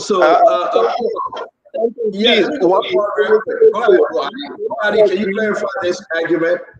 Yeah, let me agree with Dr. Richardson from that point, because when the scene form, you go there and list your properties, and then they ask you to explain. Somewhere on that phone, they ask you how you got this property. So in my mind, the fact that they are asking you that question, how you got this property, what work were you doing? In my mind, the interpretation of that gross annual income will be talking about what you've been earning in the past, because that is the only way you'll be able to prove how you got the property. Because they also want to evaluate, because all other things there, they say other sources of income. So if they don't know your current, your salary you were making, how would they even be able to identify how you got the property that you acquired? So yeah, maybe the firm should be very clear to say, okay, your current gross income per annum or your past gross income per annum, I believe both should be there. So yeah, the form needs to be reviewed. And that's why people like us say is the past salary that you are making. When you assume the position and you are not taking a paycheck for that particular position yet. So again, you are agreeing that this question and the argument that Asido brought up is talking about your past year, not your current year, right? Until you can start to receive the current salary, it will not be applying to it. Until you can start. Okay, so Asido, you can come in. Let's listen to you, Asido. It's the same thing over and over. If a footballer signs a contract today, they can release their annual salary. They are not releasing the salary he earned at the time he played. Again, I'm sorry. I'm very sorry. If you got employment letter, they can put there your annual salary. They are not saying the one you earn. The annual salary is the monthly salary times 12 that you will earn at the end of 12 months, period. This is not an argument thing. I'm not arguing with no one. When footballer is signed today by a team, they release the annual salary. They are not releasing the salary from the team they came from, but the salary they will pay them within a year. So I am sorry, President Boykai lied on the oath. They started what should be there. And if anybody at LACC who tell anyone, say no, say you work for 5 months, so your annual salary that 5 months, that person should be dismissed today. They don't deserve to be there. Your annual salary is your salary you will earn per year from the day you were employed per month times 12. The salary you earned for the other times past is your salary earned. That's different. Now, the asset declaration form is unique. People say it's unique. There are really two things you can get. Your net worth. Your actual net worth is different from your asset. There is a place they call asset. That asset is what you actually own at the time you are declaring. Your net worth take into account what you will be worth within a certain time. So it's very two different things on the form. You can determine your net worth 10 years from now. You can determine your net worth 20 years from now. Your business, you can determine your business net worth 5 years from now. Because there are calculations you do to determine how much it will worth within a time. It's different from asset. It's different from asset. The asset is what you own as at the date you apply. The net worth take into account the asset plus valuation at a certain time in future. This is not an argument. Thank you, Senator. Thank you. Thank you. So I just wanted to just add. One minute, Becky Moore. Let Dr. Richardson jump in real quick. Go ahead. No problem. I can understand the confusion because on Form 1.7H, it says the last gross salary per annum per year, which would be maybe the vice presidency salary. Which page, Dr. Richardson? Sorry, which page? That was on Part A, the first Schedule A, Part A, 7H. Is this one? No. No, the first All right, page. go ahead. We find it. Yeah. This one. It says the last gross salary per annum, which would be like his last salary that he made as a vice president or whatever. Then on the second page, it says income, gross salary per annum. So I think this is where the confusion is. Are we talking about his current salary as a president, or are we going back to his salary that he made as the vice president? Current president as president. So let me come to let me clarify this. And I'm happy my guy brought the football analogy. You know, when a team employs a footballer, before they sign the contract, they agreed on the salary. And so that footballer knows the salary they will be making per week or per day or per month or per year. The analogy cannot hold for the president and the vice president. The salary is fixed, Mo Ali. For two simple reasons. It doesn't change every month. Let him finish. Let him finish. Wait for me. The person or the body that signifies to the president and the vice president and the lawmakers that you've been hired by the people of Liberia is the National Elections Commission. When that National Elections Commission signify you, it signify you through a certificate. That certificate is normally your letter of employment. And unfortunately, that certificate does not indicate how much you make per year. It is the responsibility of the legislature at the beginning of every term to set the salary of the president and the vice president, and I believe even their own salary. In the absence of the lawmakers doing that, the president or the vice president cannot determine for themselves what their salary will be. And so Vice President Bwaka, who are not earned a salary, could not have determined in the absence of the lawmakers determining what his salary will be for the next 6 years to put there. Unless when he earned his first salary, then he knows that, okay, it looks like the salary the lawmaker set back for the past president is the one that is still continuing. Read the law as it. The lawmaker set the salary for the president and the vice president. That was a new term. All right. So all right. President As president, what income would have been salary there. No, you are not doing anything. Yeah, but let him finish. Answer though. Answer. Let him finish. You get angry when people interrupt. No. Don't do this. Let him finish. Moadi, can you finish, please? President Bwaka, in the absence of receiving his first salary as president, could not have determined what his gross annual income would have been unless he received the first salary. That is the reason why on that form he put the gross annual income as a former vice president. This thing is as simple as drinking water. So Mo, I beg, let me ask you, Mo, can you determine your gross monthly income from the second of the month? Let's say January 2nd. Can you determine your gross monthly income? Can you? Do you know it? No, we hear you. We hear you. When I'm just taking over the Liberia Water and Sewer Corporation, yeah, I cannot determine my gross monthly income because according to the act that created the LWSE, I come in. You ask a question. According to the act that created the LWSE, the amended act, it says the board of directors will set the salary for the managing director. Okay. So I can't determine for that. If possible, the board can come and say, we'll maintain your same salary, or we'll reduce it, or we'll increase it. Until I can get that first salary, it is not determined what my salary will be. So what is your gross salary? These are simple. Salary right now. So let me make progress. So let me progress. What is your gross salary now?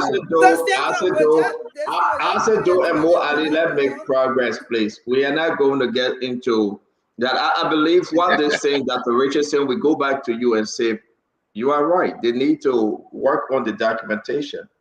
They need to work on those forms. If you want the past annual report, you make it very clear.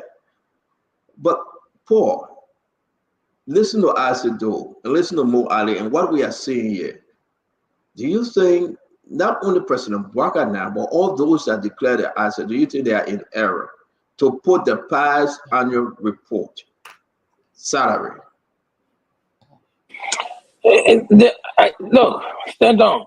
We keep saying the same thing over and over. On page, what page is this? I think page, first of all, the thing not number by pages. That's the first thing, right? So you got to be trying to figure out, all right, sorry. It's number by pages. It is number. Just so page one. On page one, it clearly states last gross salary per annum. When it says that, then it means they are looking at the last job you had, whether it was 2 years ago, whether it was 5 years ago. Thank you. But then when they come back on another page, after this page, after they already ask you for last gross salary, on the next page, when they ask you gross salary per annum, without putting last or current, the next thing you're going to be thinking is current. Correct. The next thing you're going to be in the at least the school I went to will not be, you will not be thinking the last, because if you already saw the indicator, the definite article, last gross salary per annum. So when you put gross salary per annum now and you didn't put last, I'll be thinking current. Yeah, but is that ever what you think? So it's an erroneous. Is that what you think? Don't you think it should be more clear? Exactly. But that's what Dr. Francine said. If you have to think what you think, then the document needs to be standardized and revised. So the document is ambiguous. The document is ambiguous, and it has a lot of room to make error. That's how my brother Mo Ali carried on. They had to scratch it and send him back. When Mo carried on, they had to put line in there because he was thinking futuristic.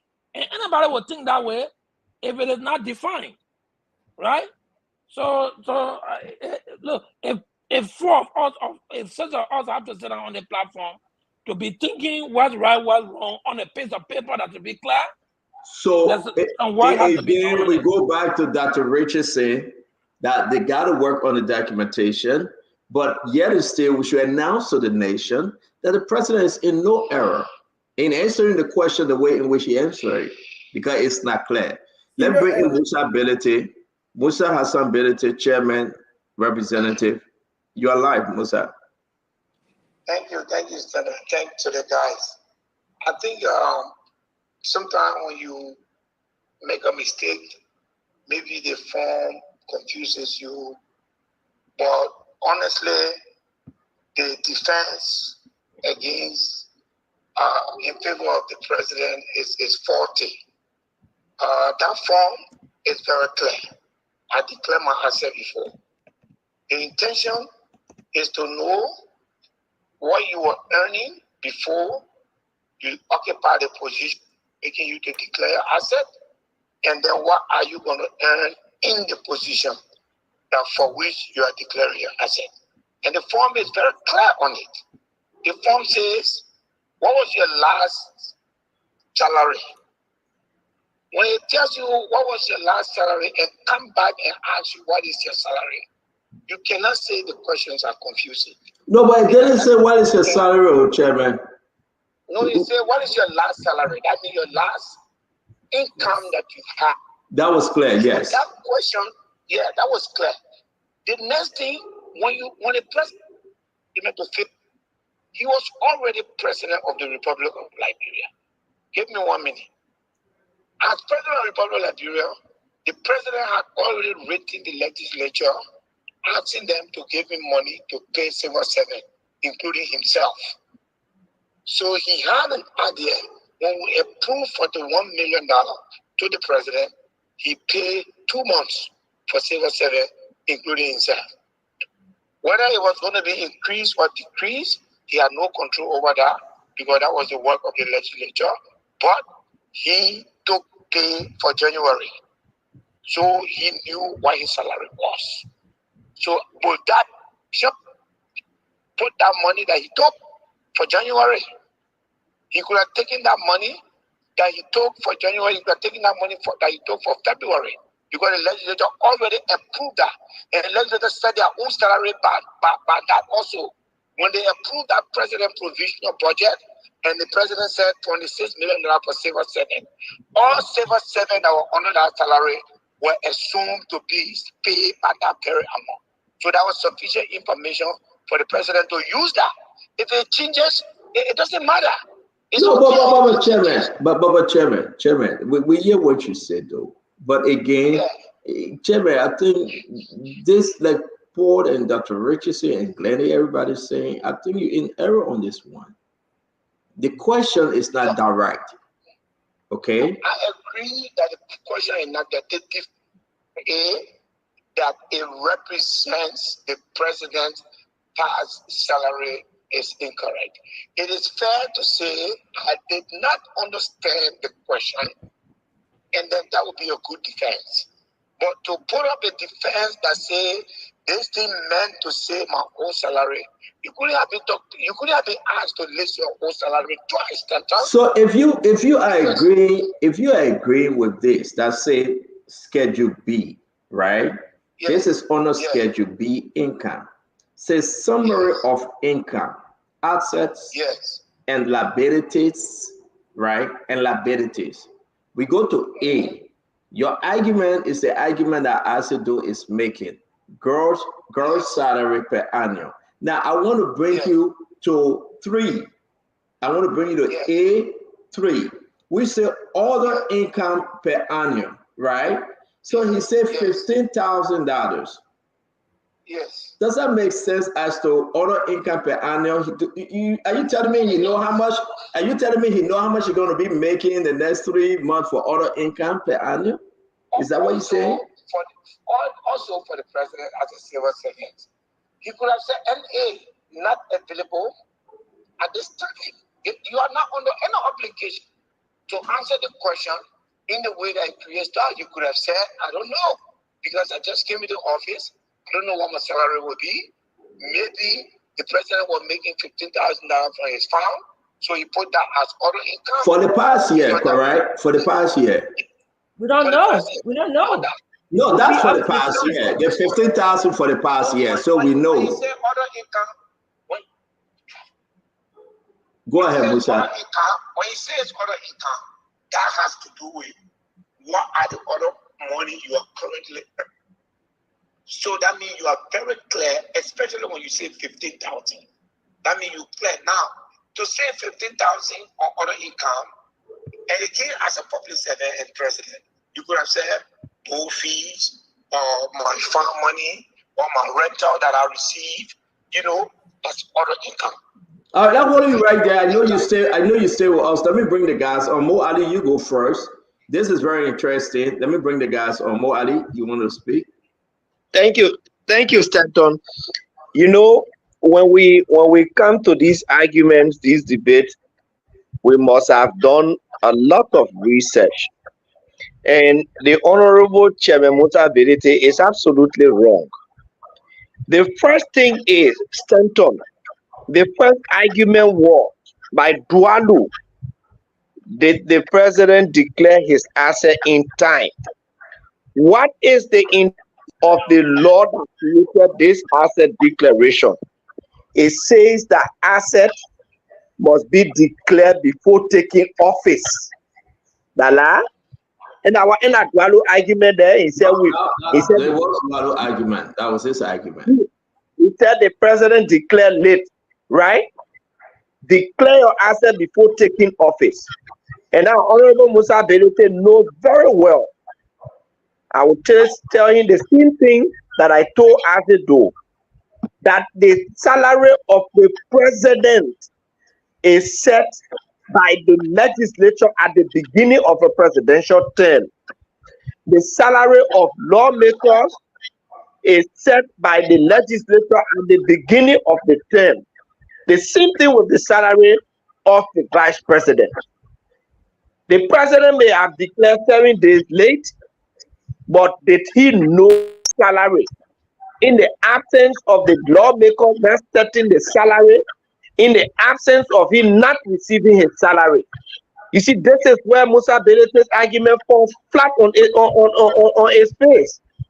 You cannot say the president should put an amount there that he has not earned, when the people who are supposed to tell him, Mr. President, this is what you are earning, when those people have not determined what the president will earn. How can he declare something that he doesn't know he will be earning? That's why that would not available or not on NA. Salary for the president for January. So hold on 1 minute. Let's listen. Hold on, please. Let's listen to Musa here. Musa, what you say? We approved salary for the president of Liberia in February. He took pay in February.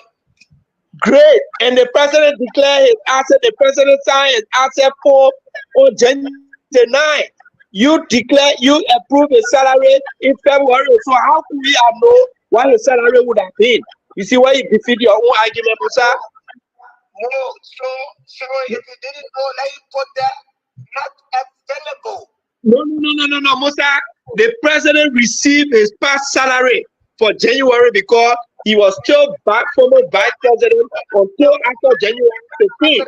So he could not have said not available or do not know. He would have been wrong. When he was declared president, he no longer was a pensioner. No, Musa, that's not true. That is not true. Musa, that is not true. I can apply for a job and I'm on another job. They give me employment letter. Tell me, they give me employment letter for in January and they say start work in February. That does not mean that my old job is gone. I'm still doing my old job until they assume the new one. The president was inaugurated on January 22nd. Your current job, the job that you occupy, for which you are filing in your asset. He is filing in his asset not as a pensioner, but as a president. So he doesn't know or he doesn't know. The president's salary. Stanton, please, Musa set the president's salary. Musa is hearing you. He's filing as president. He is filing as president. So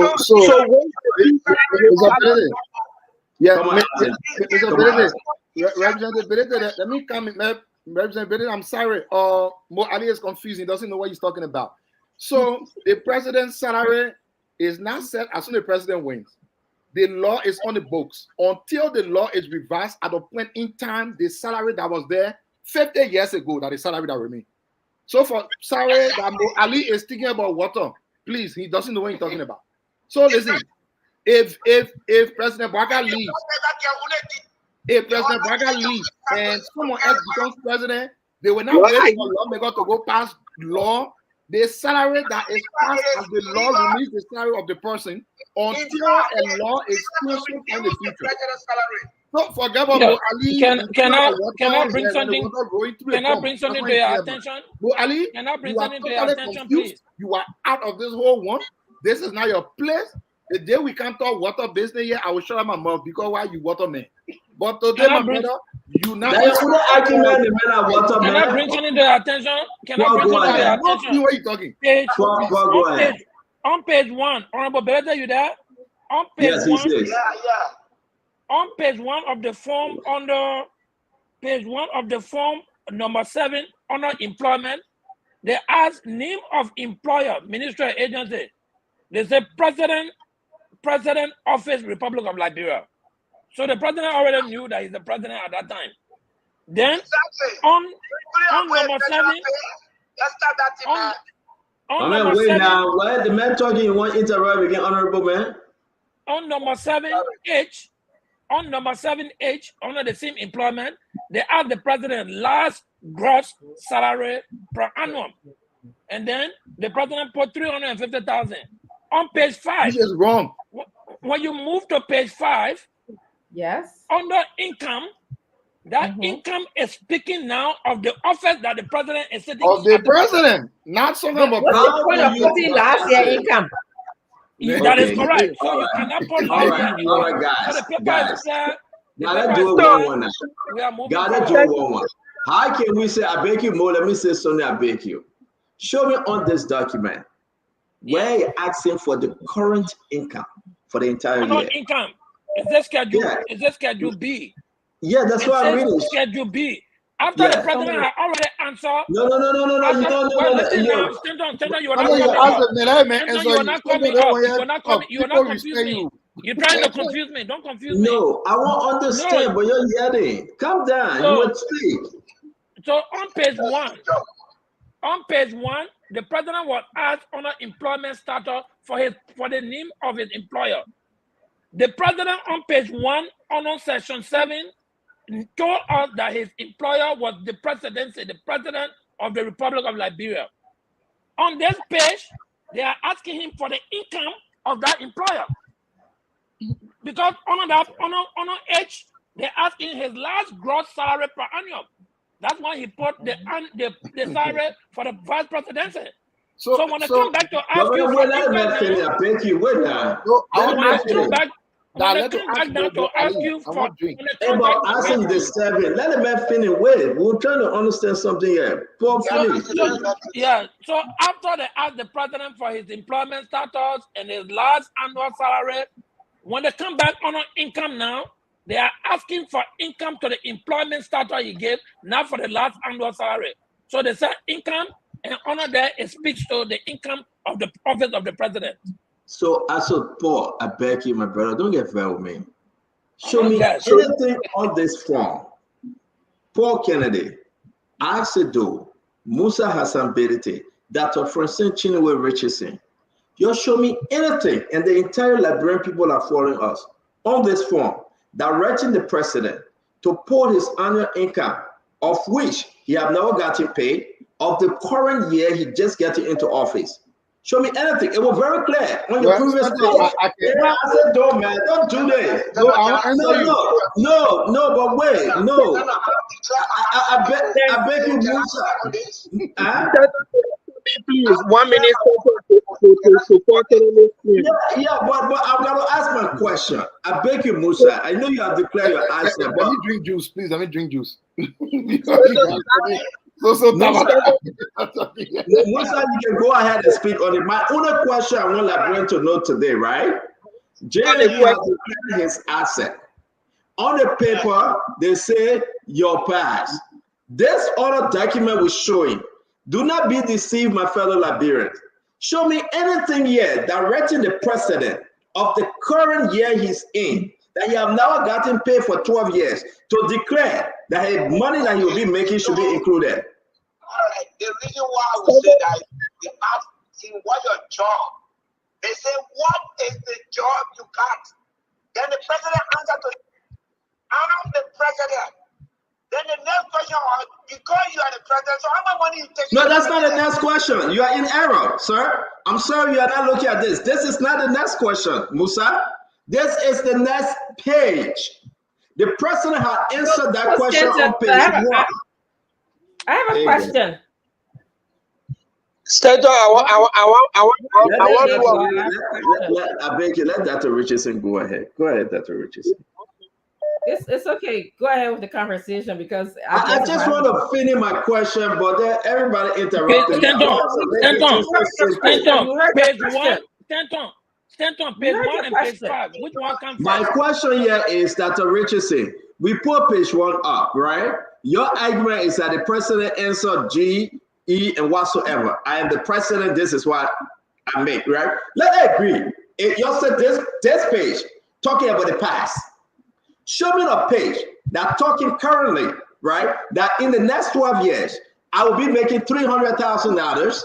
I have not seen the money, but you're telling me I'm going to include on this page. It is talking about 2024 instead of 2023. This is the page you're referring to. There is nothing to show that you can report 2024, right, Dr. Richardson? Help me. My point, okay, I think we can agree that this form needs to be revised. However, though, this is asset declaration. We are talking about current the presidency. The reason why we're asking that he needs to declare Musa, your sister speaking. Let she finish. Hold on 1 the minute. reason why we need to declare his asset now is so that we can know what he came in with. We don't care about his vice presidency income. I don't care about that. I care about as a president. This is what he says he has. 6 years after or 3 years later, however long he has to revise this form, I need to know what is he's making. So the form does not directly say put your current income on it. Does not explicitly say that this is why it needs to be revised. But it doesn't say either that you have to put your last year income on that particular second page. So that's what Richard said. So that's what Richard said. One clarification. One very important clarification. That the president's salary is set by the legislature. That is true.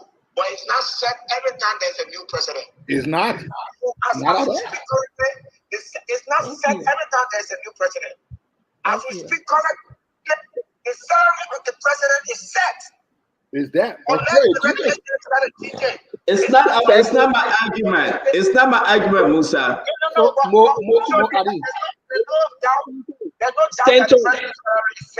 I will come to you after Mo Adi. Hold on 1 minute. Let Musa finish. So Musa finish now.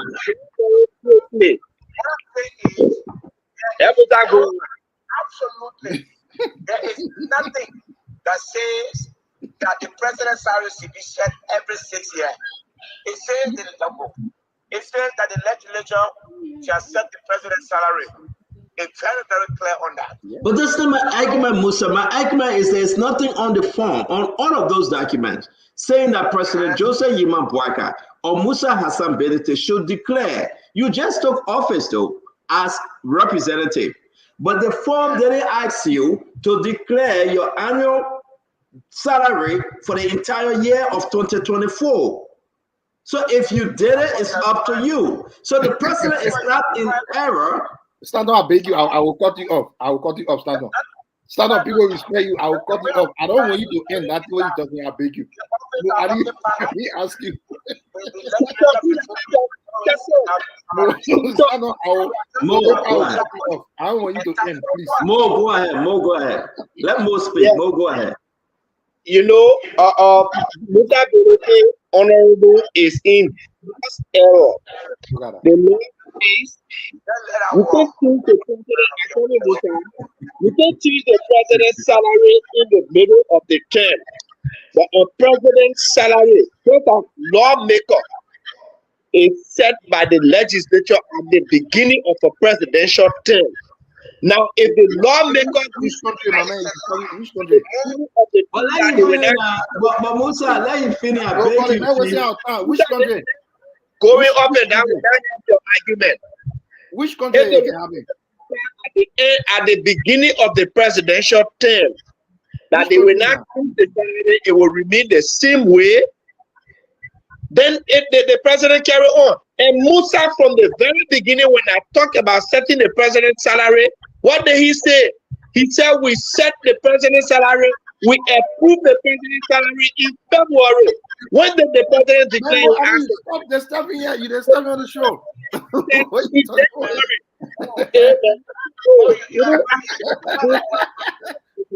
You stop, man. I said, calm down. Let me understand myself. We argue with logic. Yeah, but again, Chairman, let's go back to your own asset declaration, Chairman. Let me learn quickly. Yeah, let me learn.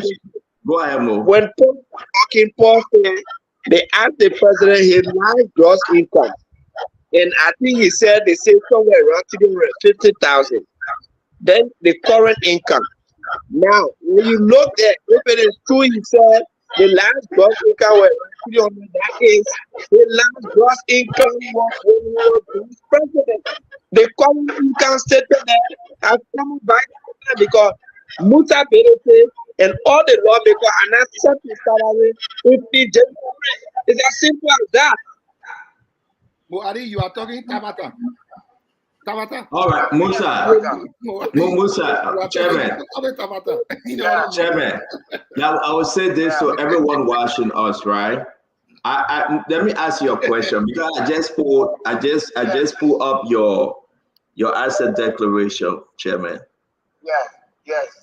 On this question with this form, form number 5. What on income? What did you put in that blank? I put 2 income. Yes. One, I said what I was making as chairman of my company. I put the work when the work I'm currently doing, I took the monthly income, I timed it by 12, and that's what I put on the form, and that is what is required. Okay, Chairman, wait. Let's talk about page number 5. Musa Billy. Locking your eyes. We're talking about President I say now, wait now, you want to bring all kind of Coco story when we talk about. I say disturbing the show though. We really gotta make progress here. You are disturbing the show. I don't bring Coco story right here. Yeah, no, Isaac, you know why the argument will not hold? Because page 5 comes after page 1. If page 5 had come before page 1, I would be making an argument here, but this one, no argument. They are asking the president. So can I ask Musa my question, guys? They are asking the president for his current income. Okay. I think, Musa, every one of you guys are wrong. Yes, my point, because we're about to close this show. Today is a beautiful Saturday. Thank you, sir, for even coming. We even get on the car yet. We're about to close this show. I think every one of you guys are wrong. Yes, my argument. It is not clear. I will go back to Dr. Richardson. Tell LCC can make these form clear and better, that people can understand. Everybody will answer the question to his or her own understanding. And that's the fact. LCC cannot say President Bwaka is in error. So now you are telling me, hey, I say you're not doing good today at all. No, let me finish. Can I finish? Can I be allowed to speak? I say, seriously. I mean, I can do like you. You will not like it when I do like you, but please. My first time, right? Today, I want to myself. No, because we are talking about the president. I don't think President Bwaka is in any error. The fact that he declared his answer, he asked them to publish it. Beautiful, 100%. You got no more right to speak because you did it.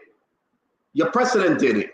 But let's talk to Musa Hassan Benete that is on this court today. We're going to share Musa Benete asset declaration again. And my fellow Liberians, I want you to go line by line, precinct by precinct, and you will understand how Musa Benete declared his asset. Musa, you are in error. If you have your asset, tell somebody to publish it again. The president is not in error, but Chairman Benete is in error. Go and look at his asset declaration. Chairman Benete, hey, Musa will interrupt me again. Hey, Chairman. You even know where you want to these guys don't want me to talk. Is he have something to say the whole thing around? The whole thing around to become you smart. You are smart. That's why you want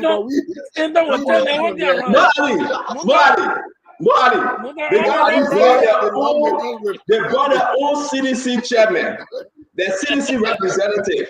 The CDC chairman, we won't hold him to his own asset declaration. They get invest. No, he's a lawmaker. President Stop interrupting me. My president, I was saying that Kev Hassan on the show. Yeah, because he's my president. My president, right? Joseph Yima Bwaka declared his asset. Your president didn't. You have your CDC chairman here from Second Place, Nima County. You have him here. Go look at his asset declaration. And tell me his error. I said you are showing on here, it was not you. Get back to Mr. President. No, Dr. Richardson. Don't show your brother Musa. Don't say like get back to Bwaka. No. No, my brother Musa is quite correct here. No, he's wrong. Dr. Richardson. Wrong. Yeah, you're not let's not reduce this argument to, let's not flip this argument to No, Musa. Ali. It is not about honorable. That's It's true. not about That's very honorability. true, Mr. Kennedy. It is No, not about you know very honorability. It's well, about Bro the Ali, truth. you know very well, Musa is not a half for Unity, half for Liberty Party chairman. I will take that This from is him not because about he Musa. got This is 50%. about our country, You Liberia. know This is very about the well, current leader of Musa Liberia. is not a 50% chairman, right?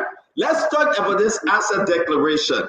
Musa came on the show, he called to say what Azedo is saying is correct. What his sister, Dr. Richardson, is saying is correct. His adopted sister that left from Liberia since she was 4 years old, she's correct. Whatever. Let's talk about the issue yet. Musa ability asset declaration is in error. If we will go by the standard, I beg you answer the way. If we will go by the standard that Musa ability is establishing tonight, Musa ability is in error. Can we confirm that? Let's go to the President Parker asset. Yes, we agree. But I said, President Parker asset. is not the president. Why would I be interested in the salary of the vice presidency as opposed to the Who presidency? talking about salary of vice presidency, Mama? Who? Well, on the salary of Buckeye, why would I be interested in Buckeye I presidency? can tell you all Liberia. Jeremiah couldn't get 14 children. For the something year old man, he got 14. You are spinning what I'm asking. I see nothing else. I see nothing else on his asset declaration. Look, I'm leaving this. I'm leaving this show. I'm leaving this show. Asset and put any number for the only thing I get problem with Jeremiah Kun as a good Liberian, he got 14 children. All the other 203 actually have an Now, the question we should ask Jeremiah Kun, are all the 14 children from one man? Because you are vice president. How many of them for Do not allow Azedo to escape tonight.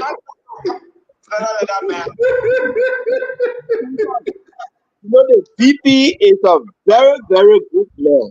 Let me tell you something. He's a traditional person. In the African tradition, our wealth is measured by the number of children that we have. Really? Yeah. You don't want me to take her out. I'm taking her out, okay? So we are closing in 5 minutes. We are closing in 5 minutes. Wait. Yeah, she will wait. We are closing 5 minutes. But ladies and gentlemen, everything on Jeremiah asset declaration, everything on Jeremiah asset declaration is so unique. Everything on Jeremiah asset declaration is so unique. The only thing we got here is that he got 14 children. And bravo to him. That's fine. Everything is perfect then. I mean, everything okay. The man got 14 children at all. But the question that like people are asking, are they all from the second lady, or can we ask question further? That's all. I will leave that one. I will just leave that one.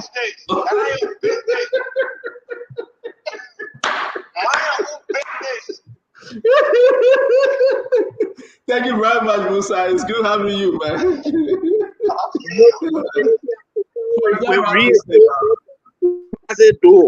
Reinforcement fell flat.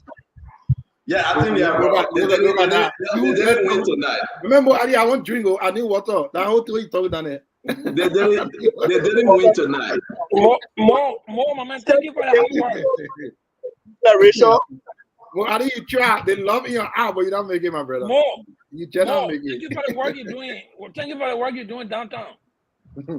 Yeah, close the debate on the asset. Don't let them go ahead, Mo. You close. We are closing now. Go ahead, Mo. You go first. Senator, thank you. I gotta leave. See you. We are closing now. And President Bouaka has set a new standard in Liberia. And like Dr. Richardson said, one of the most important things is the Liberian people now know what President Bouaka brought to the president, what his net worth is. And when he leaves the presidency or after the first 3 years, he redeclares his asset, we will again prevail for him to publish those assets along with his vice president, and we will know what he has accumulated. And we will also understand if that accumulation exceeds what he's earning as president. It is also important to know that if people like Azedo and the CDC were really serious about holding people to guess the salary they were making, they would have first asked President Weah interim pass to declare an asset. And more than declaring his asset, he had President Weah publish his asset. Then President Baka would now have an argument because the public were going to see, they were going to know what a president was making. Also, President Weah had included in his turnover note what he was making as president of Liberia to President Baka. Again, they would have put the president in the know of what his income annually would have been. But President Weah shied of doing all of these things. And so President Baka had to depend on his first salary, which was approved by the legislature, in order to know what his income would have been. But that's not the argument, because, you know, we didn't have presidents declaring and publishing assets. Joseph Baka has set a new standard. He has set a new high standard. And I go with the argument, we now know what he's worth. And people say, oh, you know what, he put cow there. Of course, I put TV there, I put generator. I got 16 cows or more, 24 more cows. He had a whole cattle farm. And he said he shouldn't declare it, so that tomorrow when we go on a farm, we see 100 plus cows, then people like Azedo will come sit on sponsor and say, oh, he didn't declare it, where he got the money from to buy the cow. If you get 100 cows, each cow worth $1,000, you're talking about $100,000 as a do. So President Boakai has set a standard that future Liberian presidents will be held by, and we applaud him for it, and the Liberian people applaud him for that. Again, our President Weah published his asset, we would have known what a president made, but because he refused, because of all of the shenanigans and misdealing and stealing, he could not publish his asset. Thank you and good night. Thank you very much, Mo. Thank you. Good night. Azedo, you want to close? You say you got to run. Yeah, I want to close. So the president's salary is set as law. Laws can only change when there are amendments in the future. President Weah, as president, leaving the presidency, was not entitled to write in turnover note every laws that exists in Liberia. Oh, the law says nobody must steal chicken. Oh, the law says president must take $5. Oh, the law says nobody must eat dry rice in the net. That was not, unless you don't know exactly what turnover note should be. So the president's salary has been set by the national legislature as far back as I can remember, and that remains the law of the country until it is changed. President Boakai intentionally misled the Liberian people to shield his earnings because he does not want the people to know exactly who he is today, what he was today. We remember very quite well, a few months ago, President Boakai told us he was living on loan. It is because of these things he thought that he would hide something from us, that we agree, people that all of us we agree. It is only in a united party you have we agree. Anything you say we agree that united party, not outside united party. Because we are people with not we agree to look just like that. We look at the reality.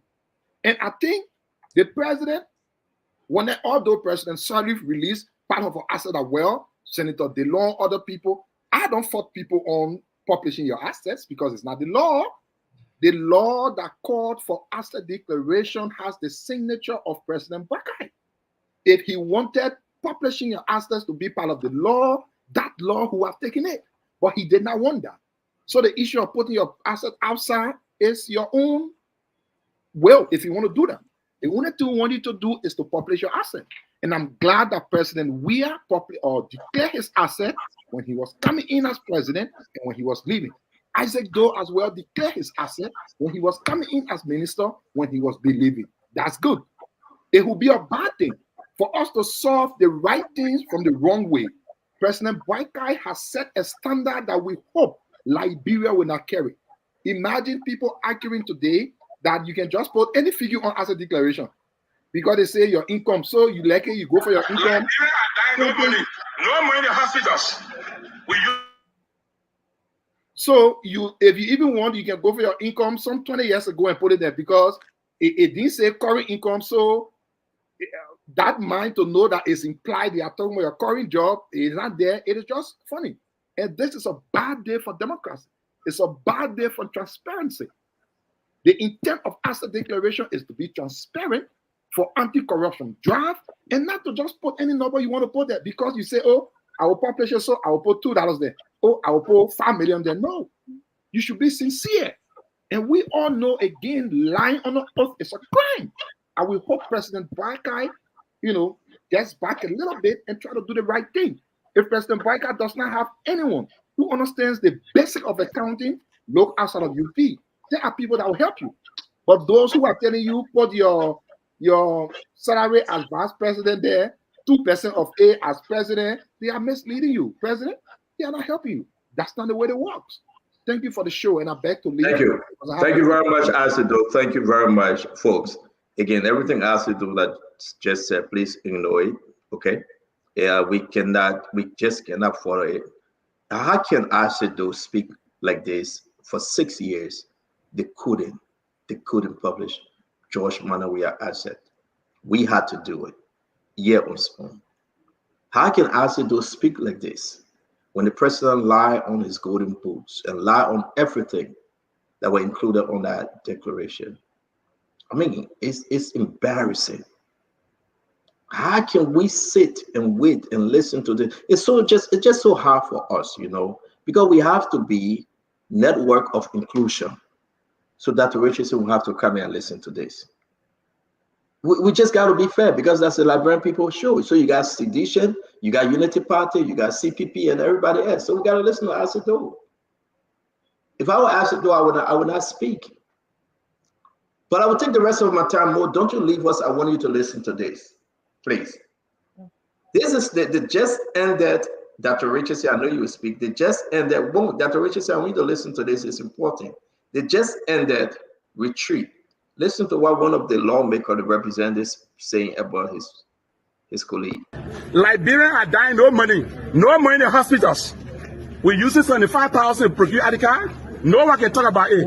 The press, more will be talking. I want not point to the thing about it, but I think it's important. How much you think they're not alleged. Get a check ask them for 35 days. How much you think? Just go to 29 days, come back. How much you think should be used, sir? How much you think should be used? 75,000 was placed for the purchasing on the land, budget land, for ID card and electronic land for the chamber. But surprisingly, they're saying to the chairperson is saying to us that he used the 75,000 to process ID card. So you know about ID card in Liberia. One might be listening and then they don't know the chairperson. So but why you want to say one might be saying you are pursuing our election? The chairperson person might go to the man and say yes. Or the chairman have go to the come and say yes. Thank you so much. Go to the man come and say yes. And also, I will follow you. I go. The chairman have made mention of how you want to validate my argument or you want to elect. Go validate the argument from the man. And he also made some. Hello? Please go and validate from the chairman. Allegedly, we have hearing that 75,000 was proposed in this retreat for just ID card for staff of the legislature. How true is that information? Please repeat yourself because I don't understand. We all heard Honorable James Papa Kole is stating that 75,000 United States dollars was being budgeted to be used. Okay. When Dr. Richard said, I'm coming to you on this point. You see, when we're asking about how much was spent for all this thing, and we had a big conversation yesterday, and we'll continue again on Monday. That's a lawmaker, Kole. Collier Kole, his name is, from Bon County. He's saying they spent 75,000 just for ID card. I mean, this story will come up, Dr. Richardson. We thought it was only 16,000 now. But we're going to verify it. We're going to speak to those. But he's saying 75,000 just for ID card, not 16,000 no more for all the entire retreat. But talk to me, Dr. Richardson. I know we got to go, but it's interesting though. I mean, I'll wait until Monday when we get more of the story. But as it sounds now, he said that there was a $75,000 proposal for staffers' ID card. So staff for ID card, $75,000. It's just, it hurts my heart. I tell you, it hurts my heart. It's frustrating and sad to hear that amount of money. I'm sorry that originally your brother want me to interrupt you, Musa Benete. He said he wants to speak to this. Yeah, let him go ahead. Go ahead, Chairman. Thank you, Dad. Thank you, my lovely sister. First of all, the money in question had nothing to do with the retreat center. Honorable Colette asked a question that we approve money for Adika again, Adika electronic doors.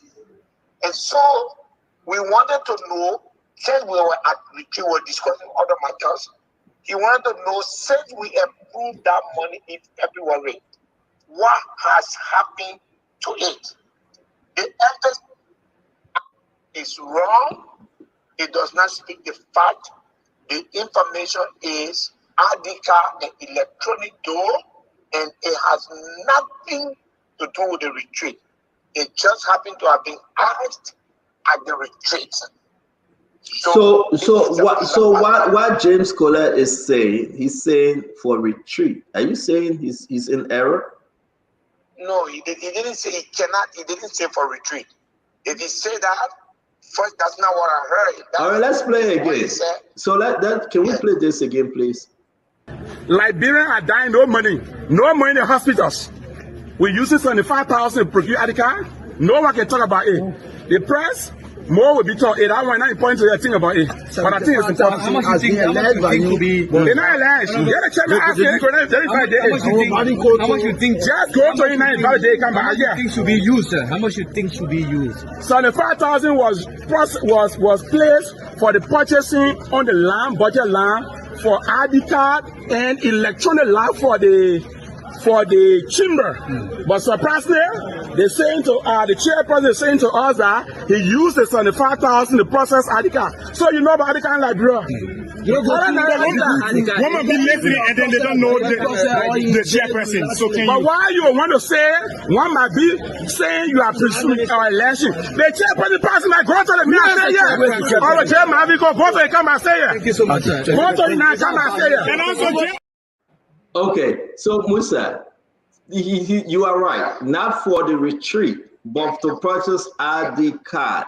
So he is saying the 75,000 electronic door. Yes. So are you not buying into his argument? Why would you use 75,000 for that? I just wanted to clarify the fact that he had nothing to do with the retreat. He asked a genuine question, and Marvin Cole answered the question. And we have issued over 3,000 ID cards to employees.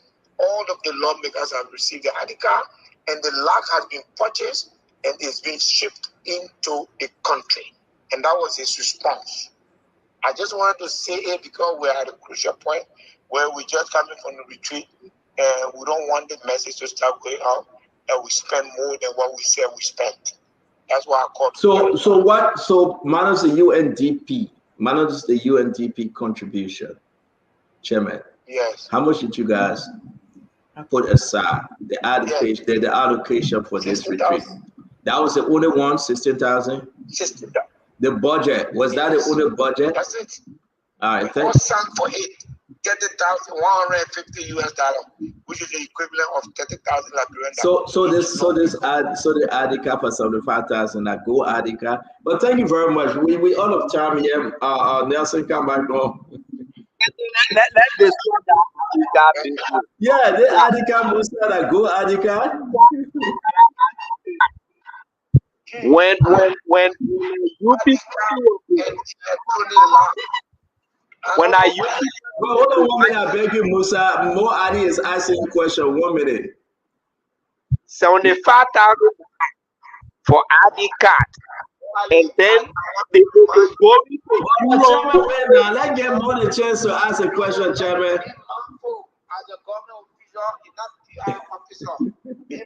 They may threaten you more, they may threaten you.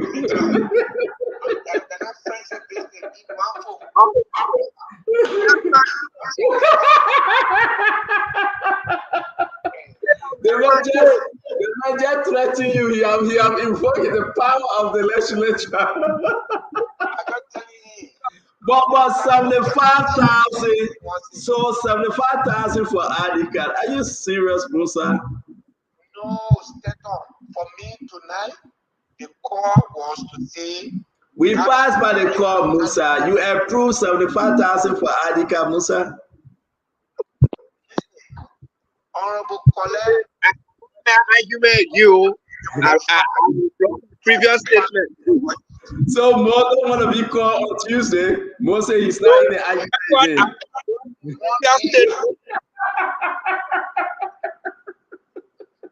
So Musa, on the national TV, you are threatening Mo Alido. I'm just reminding him that he's a governor official. He has to conduct himself accordingly. So on the record, I withdraw my statement. I withdraw his statement on the record. But Mo going to text me all his questions. Mo texted me all his questions to ask you. More question number one. Are you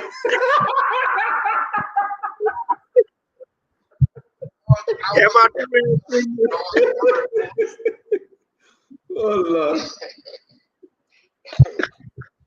But I want to threaten man.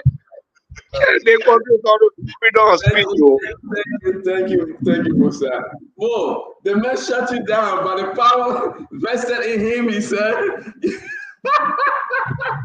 There was so many other things that.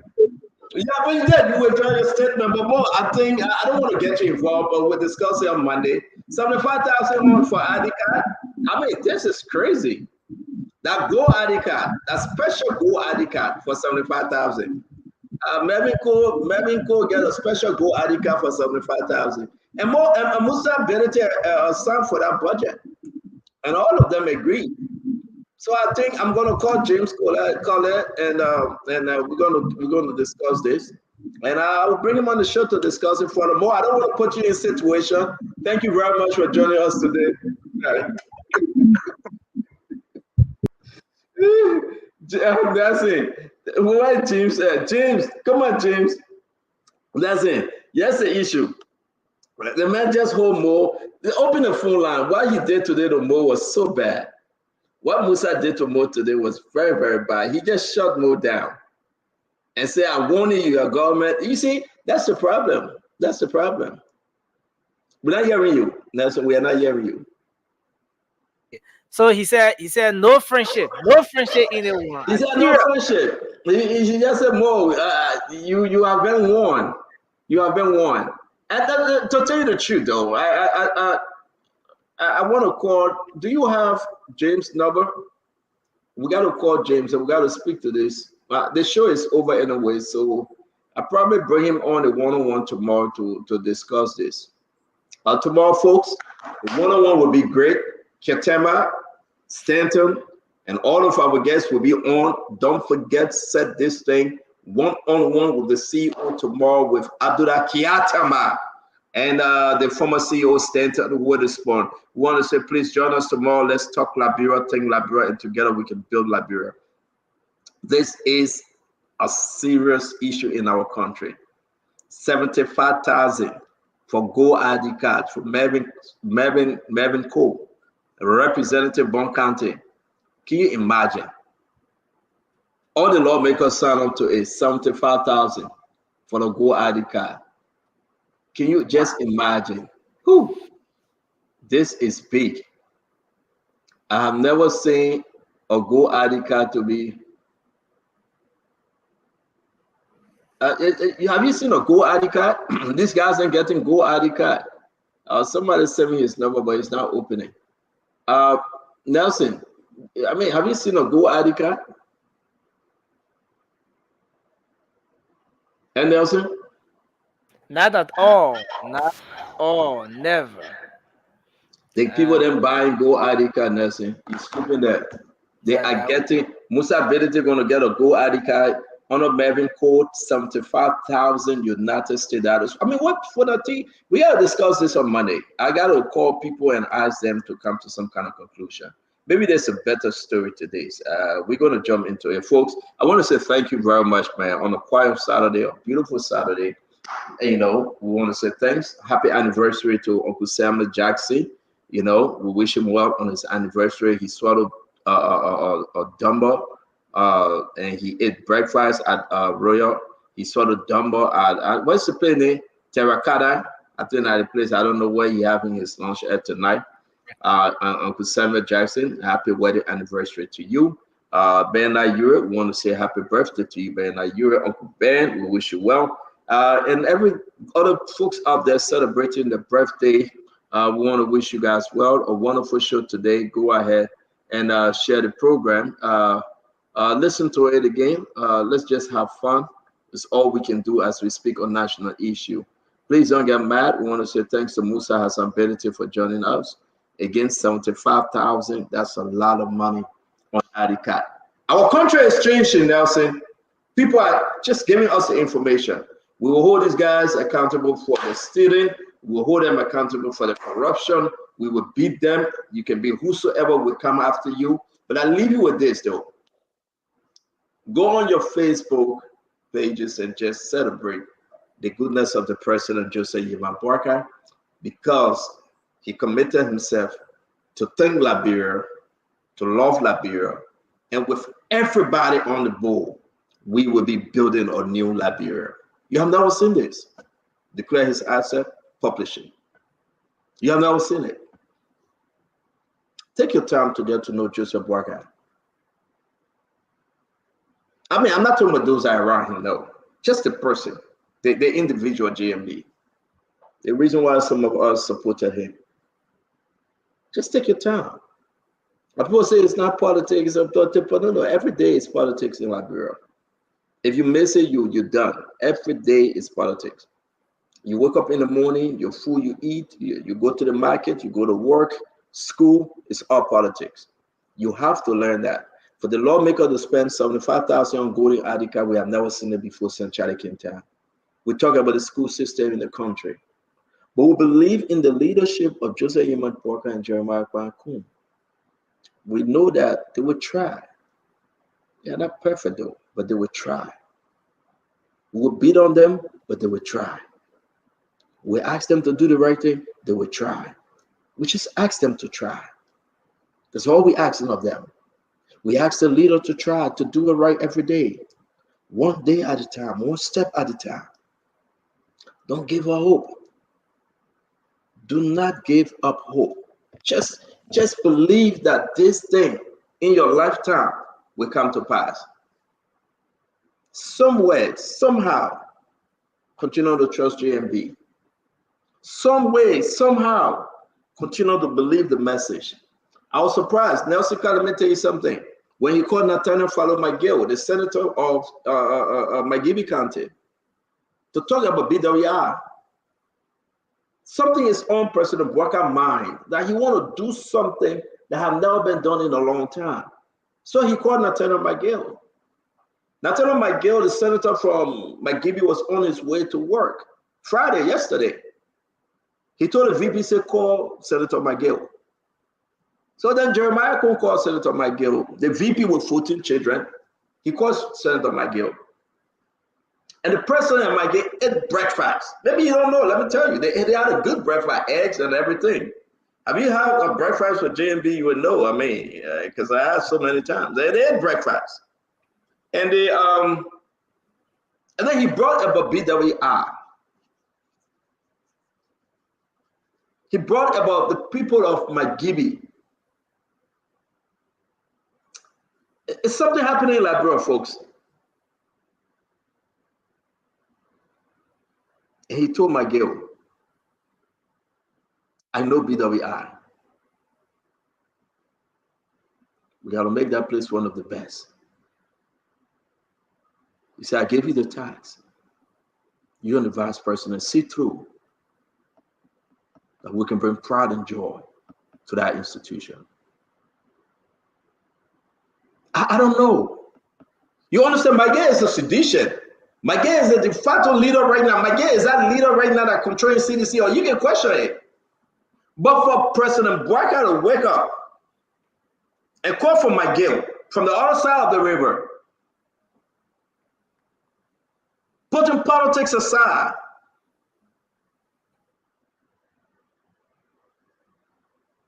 and when he got it, he began to think about the University of Liberia, the intervention,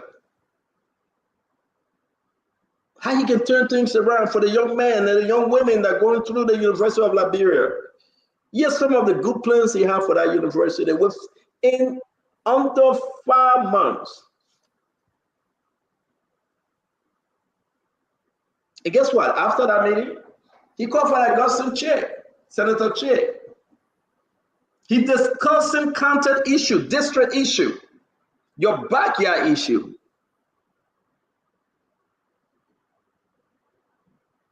And I just want to say to every one of you, man, it should be well. It should be well. It's not an easy way. It's not an easy path. But we're getting there. And sometimes we get frustrated. It's okay. But we're getting there, man. It's a light at the tunnel, though. Go and ask Nathaniel McGee. Go and ask Augustine Che. I don't want to name everybody the president meeting and talking about the backyard issue and talking about education. And you can have your issue, though. I have mine. But Liberia, it's a new day, folks. Like I said, it on Ben like you were birthday, I said, it will come a time that Honorable Europe would sit with the president and they would discuss things of the past.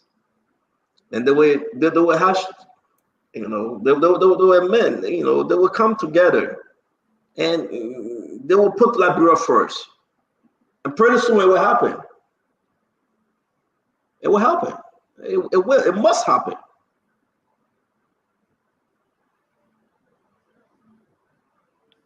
We'll get there. I mean, it's a hard way, but we'll get there. Be blessed, my people. Be blessed. Don't forget them all. One-on-one with the CEO, with Ketema and I, will do great things. We'll bring you the information.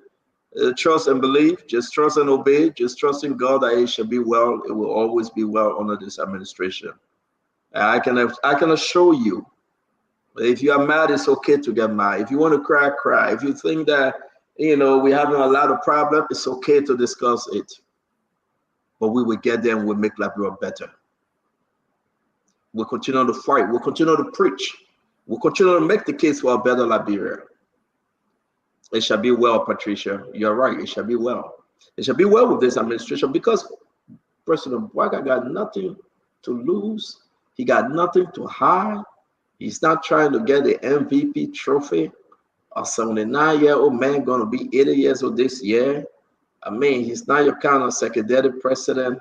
He's just trying to do the best for his children and grandchildren and the generation yet to come. And that's all. So wherever you find yourself, believe that it shall be well. Believe that it will be well. It must be well. And Liberia too will be better and be placed on the map. That people will say yes. And will sing the song, Sweet Liberia. James, unless you don't know that song, don't look at me. I know the song to some extent. You don't know that song, I see. You got a show today? Yeah, we got a show today. All right, man. Let me leave you. Be blessed, and we'll see you guys tomorrow, folks. Bye-bye. Yeah. Yes, sir. Well, folks, again, we want to say thanks to all of you out there for being here with us, as always. Thanks to our folks across Radio Land, Spoon FM 107.5, Fabric 101.1, Super 95.5 FM. We appreciate all of you for always following.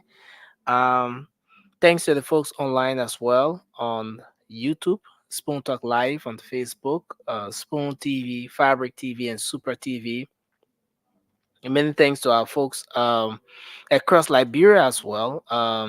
Our partner radio stations that are always relaying this program. Many thanks to Trust FM in Bomi County. Thanks to Premier FM in Central Liberia, Bon County. Thanks to Gibi FM Kakata Ma Gibi County for always relaying the program. And in case you're not following us on YouTube, if you haven't subscribed, kindly do so. Go to YouTube, search Spoon Talk Live, and just click on the subscribe and click on the notification as well. And you can always catch us there. And in case you're not following us on Facebook as well, go to Facebook, search for Spoon TV with over 500,000 followers. Catch us there, and you can always get the updates from Liberia, from those different mediums. That's the Spoon Network for you. So, folks, that's how we like to draw down the curtains on the show. But just before I go, let me do a special birthday greeting for a special birthday greeting for little with that that's a little with that bundle. Today is your birthday. Happy birthday to you from your mom, an ardent follower of the Spoon Show, Madam Lofty Bundle, your dad, your brothers, your sisters. They're wishing you good health, long life as you celebrate your natal day today. That's you, little with Bundle. Today is your 4th birthday. Happy birthday to you, celebrating Green Style as you clock a year. All right. And to all of you across the world, thanks again for being here. If you're celebrating your birthday today, happy birthday to you. If you're just coming to Liberia, welcome. And let's hope you're having a good time. Coming up next will be the late night show, the late night politics on Spoon. You can make up time to join us. Until then, have a good night, and bye-bye for now.